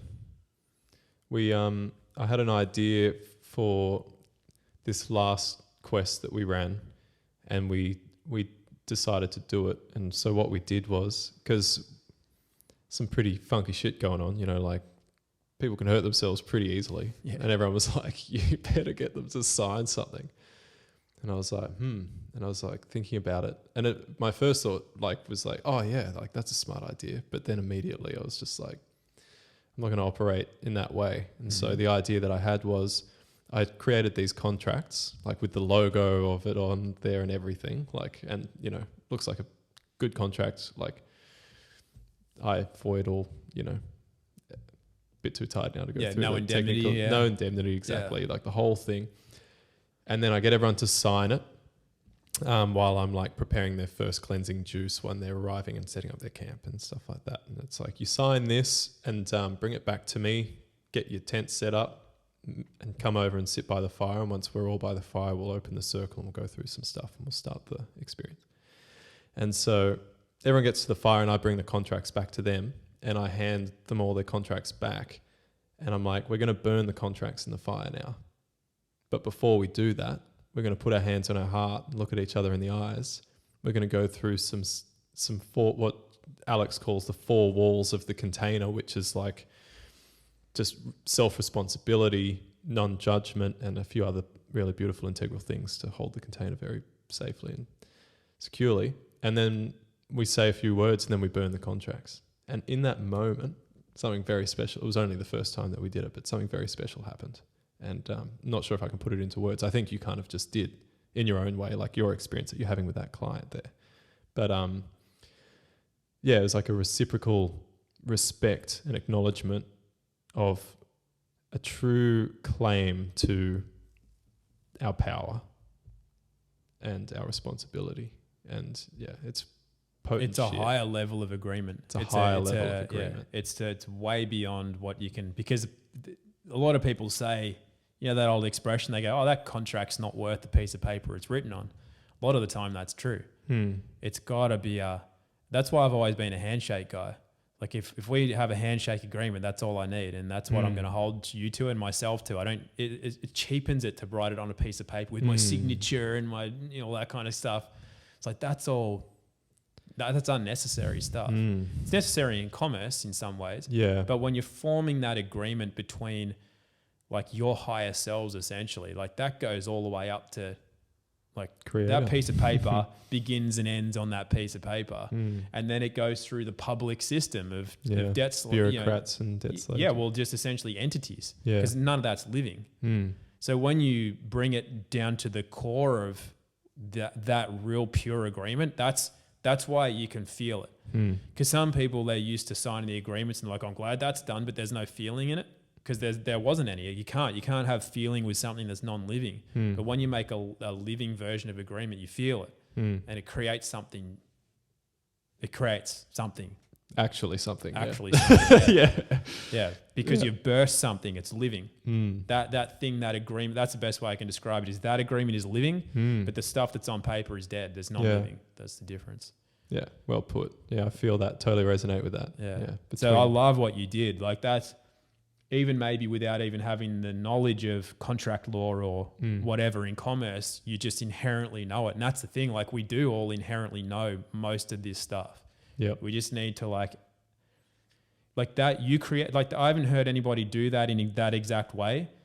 I'm sure people have, but at the end of the day, that came through you as like, I feel this is how we can make this happen. And you did it. You didn't wait for someone, oh, can I go to a workshop on how to create a better agreement? You didn't need that. You know, like you didn't need to pay, oh, can I learn it off some guru or something? You just came through. You did it. And like, I can feel it when you're describing that. I'm like, I feel that. And I can feel it because it's real and it's alive. Yeah. Shit, yeah. Yeah, it's very special. Special times, man. We're a part of something special. Yeah. I don't think, as I think I alluded to, like we don't really fully understand it yet, but we're starting to. I think. Yeah, but the distractions are very real, because I think a lot of people might have these little glimpses of, wow, it is. And then all of a sudden they're like, oh shit, is rent due tomorrow? Oh, what time have I got to wake up? I should set my alarm, and all that sort of stuff starts to creep in and take over. Yeah. And then, have we got toilet paper? I don't know. Like, you know, all that just mundane stuff that starts to distract you from exactly what you just said. Yeah. But it's good because we can more and more just remind ourselves. And that's that thing of remembering who we are. It's just constantly reminding, because it is easy to get taken off and distracted and caught up with stuff that doesn't actually have much to do with life. But as long as you keep coming back, it's you're on that right track, and eventually it becomes more of the dominant sphere of your reality that you're spending more time in and cultivating than the other humdrum stuff, which gradually starts to fall away. Yep. Yeah, but it's like anything. You just gotta work at it. Working towards mastery. Yeah. And I think like kind of gravitating or finding a single path for that, or process or practice rather, is really smart thing to do. Because I've spent so long on the smorgasbord of practices and techniques. The 30 ingredient smoothie. Yeah, exactly. And it's quite clear, isn't it, that like you need to go, I think it's a Zen saying, but like instead of digging 30 shallow holes, you dig one deep hole, and that's where the progress is found. That's where the depth of the experience and the presence is built through that, and then it ripples through your whole being and your whole life.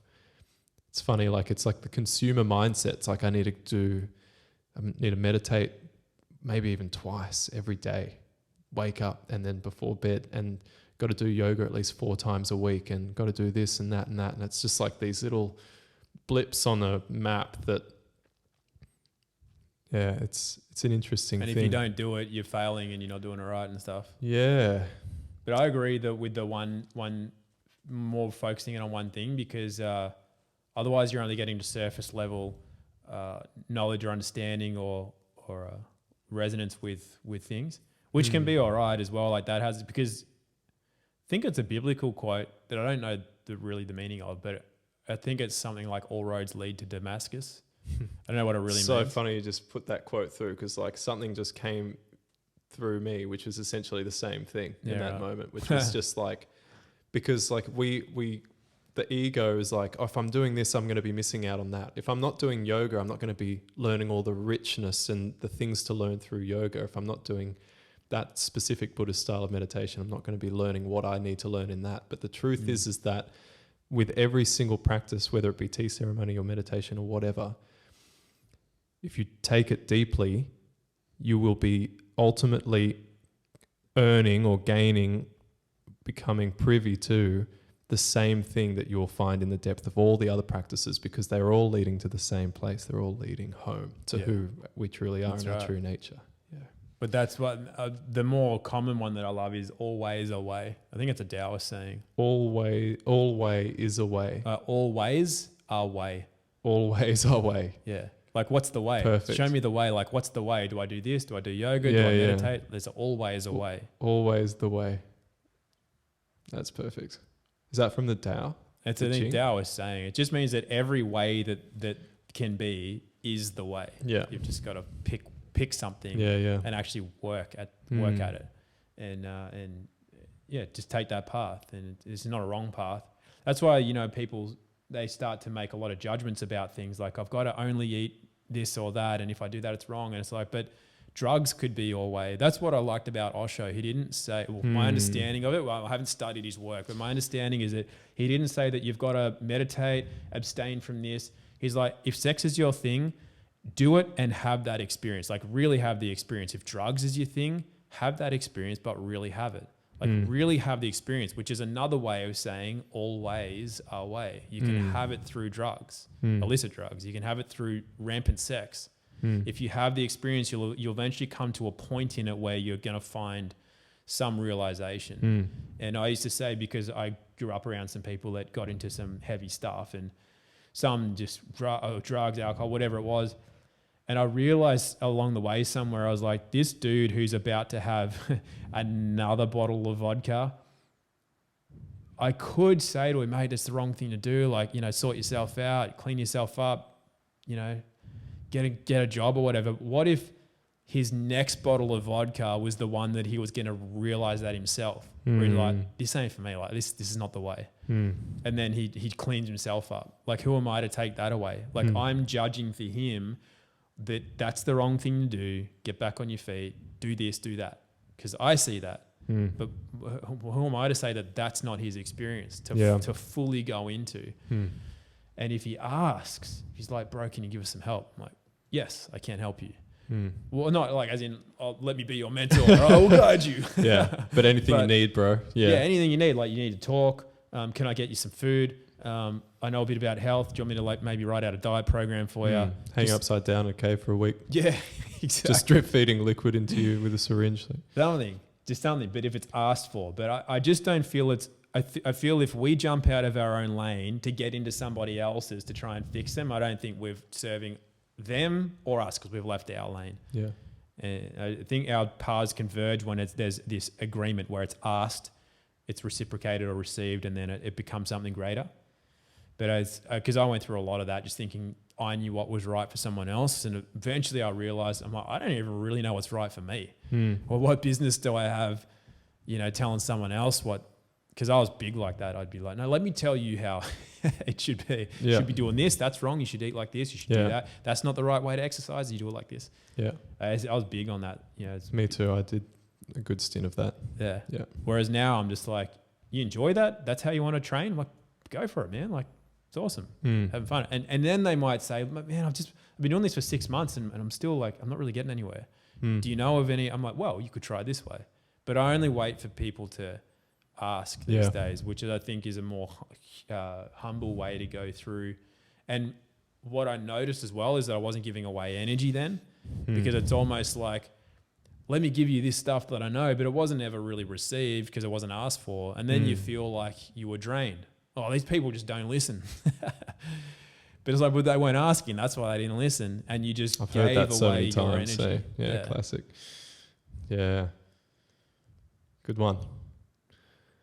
Well, I feel like we've had a fucking awesome conversation. Yeah, it's good. I'm really glad that we did it, even though I'm incredibly tired. Yeah. I'm Are keen you telling me a for- poem or something? Were you going to share like didn't you say you were going to play a song or something? What are you going to play? Are you putting me on the spot here? What are you talking about? I'm pretty sure you said do you mean in the message Yeah. that I sent you? No, I said that you're also invited to do like a open heart mic thing, but I didn't get that set up in time anyway. Right, okay, got it. But you are more than welcome at any time to do that. All right. I'd love for you to come and do that because I know you got some beautiful stuff to share, man. Well, maybe I was just going to make something up. No, I thought you were going to play. That's what I was thinking. I forgot that. Yeah, I remember now you said that. I was actually thinking you were going to play. I was like, oh, Sam, what are you going to play for? I've got some music coming through me though. Yeah, You'll hear some music soon for sure. I'm very honoured to have received the permission from myself for it to come through, man. I'm feeling very good about it. Get out of your own way, huh? Yeah, exactly. Do you have, what did you just say? You've got something to make up on the spot? No, but I mean, I can just give my poem that I always say, which is my short one that I wrote, which is life in every breath, beauty in every step, honor every moment, embrace every test. When I think of that, I wrote that for me, and I was like, life in every breath, because I don't do any of them. That's the thing. It's like that's what I aspire to be. To have life in every breath means that I'm present in every moment, grateful for every breath that I take, and if I'm in harmony with my breath, I'm in harmony with life. To have life in every breath, and how could you ever feel bad if you're breathing life in with every breath? To be so present and so connected, that just is awesome. Yep. And then beauty in every step. It's like, I'm going to have beauty in my step if I'm walking around judging people for wearing masks or yelling at them because they didn't indicate. There's no beauty in my step, right? So how can I bring beauty into every step that I take as I walk through this life? And then honoring every moment is taking the good with the bad, and like, and honoring the things and being okay with honoring the things that you did, like making that video. I never honored that moment. I didn't honor anything like that. I didn't honor my friends. I pushed friends away and stuff. I didn't honor my family. There's a lot I didn't honor my life. I felt like not even really worthy of being here. That's not honoring your life. So honoring every moment, and then embracing every test is just that. Like, that's self-explanatory. It's just, I think a lot of people are like, oh, please, no, I hope the government never bothers me, or hope the police don't see me not wearing it. I'm like, no, have the experience. So if there's a test, it's put there before me. It's not like landing in my lap to inconvenience my life today. Yeah. It's like, I've been chosen to have this experience, and I'm going to embrace it. And by embracing it, not trying to run from it, I'm actually going to level up in my life. Absolutely, mate. So to embrace every test, because I've been guilty of that. I'm like driving around just going, oh, fuck, if I see a cop today, I'm just going to like, just don't let me. But then that's a very low vibrational way to go through your day, right? That's quite apathetic, non-participatory in life. Whereas like, no, like, let me have this test. And in that way, it's not like, maybe I get asked to go and play a gig, like play music or something, which secretly I'd love to do. But then I'm like, oh no, you start to figure out the reasons you shouldn't, or no, I might get nervous, I might make a mistake. So I better, no, I'm busy that day, or like, hopefully no one asks me. Yeah. Or you're sitting in a group and someone's like, Sam, do you want to share something? And you're like, oh fuck, don't. Hopefully no one asks me. Because I know a lot of people have that mindset. But no, embrace the test, embrace it. And if you can take that, nothing's bad, everything's exciting. Even if it's cops, it's like, oh, there's a test? What's this about? Who are you? What do you want? Yeah. How do I become the best version of me in this moment? So that's life in every breath, beauty in every step, honor every moment, embrace every test. So I wrote that for me, because if I could do those things, I'd be like living a better life. Killing it, yeah. Beautiful, mate. I think that's a very beautiful way to finish up. Yeah, thanks for having me. No worries. Thanks for coming, and thanks for sharing that to close. That's beautiful. Thanks. Yeah. Looking forward to more conversations, and obviously you're more than welcome for many more. Cool. I reckon we should try a daytime sesh. Sure. Or even a morning session with like a cup of joe. like a bulletproof. Do you drink coffee? No, No. but I could You- partake in your LSD experiment here. Okay, cool. Sounds good. I'll do a coffee. Sounds See what good. happens. Oh no, I can't say that online. Yeah. That's stupid. I'm getting tired. I'm going to start making mistakes. The cops are going to show up. Tom Barnett, thank you very much, bro. You're an absolute legend. It's an honor to know you. And it's a real privilege to see, to actually have a conversation and get to know you as a friend, and to see the vulnerable sides of you, and to see your humanness, and to get more of a depth into your journey that you're going on as an individual, and to be a part of it. It's an absolute honor. So thank you very Honor much. to share it, yeah, with you. Thanks, Sam. Cheers, mate. Great Spirit organic premium chaga mushroom capsules. Chaga is the king of the mushrooms, and Great Spirit chaga is guaranteed to be of absolute premium quality, pure and potent, tested independently in laboratories in Australia and New Zealand for both purity and potency. Chaga is, in essence, the magical scavenger. Its immense quality and quantity of antioxidants go to work in repairing all the damage done to us by toxins and pollutants in our environment, such as electromagnetic radiation, heavy metals, pesticide residues, microbial loads, and other unfortunately common environmental enemies of this unnatural world, shall we say. We believe it's time to take responsibility for our health and create a better life, and integrating really high quality natural health food supplements into our day-to-day life is a beautiful way to do that. Now, this is a business of my own creation with the support of my beautiful wife, and it is born from a vision for business to be organized to serve as a vehicle for positive change in our world.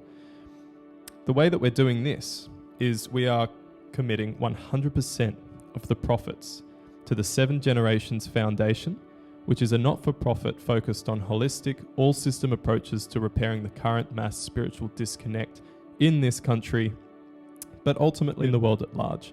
And we're doing that by facilitating and funding rites of passage programs and Vision Quest programs aimed at the youth in this country. So support yourself and support our work by purchasing some of these beautiful, incredibly high quality chaga mushroom capsules.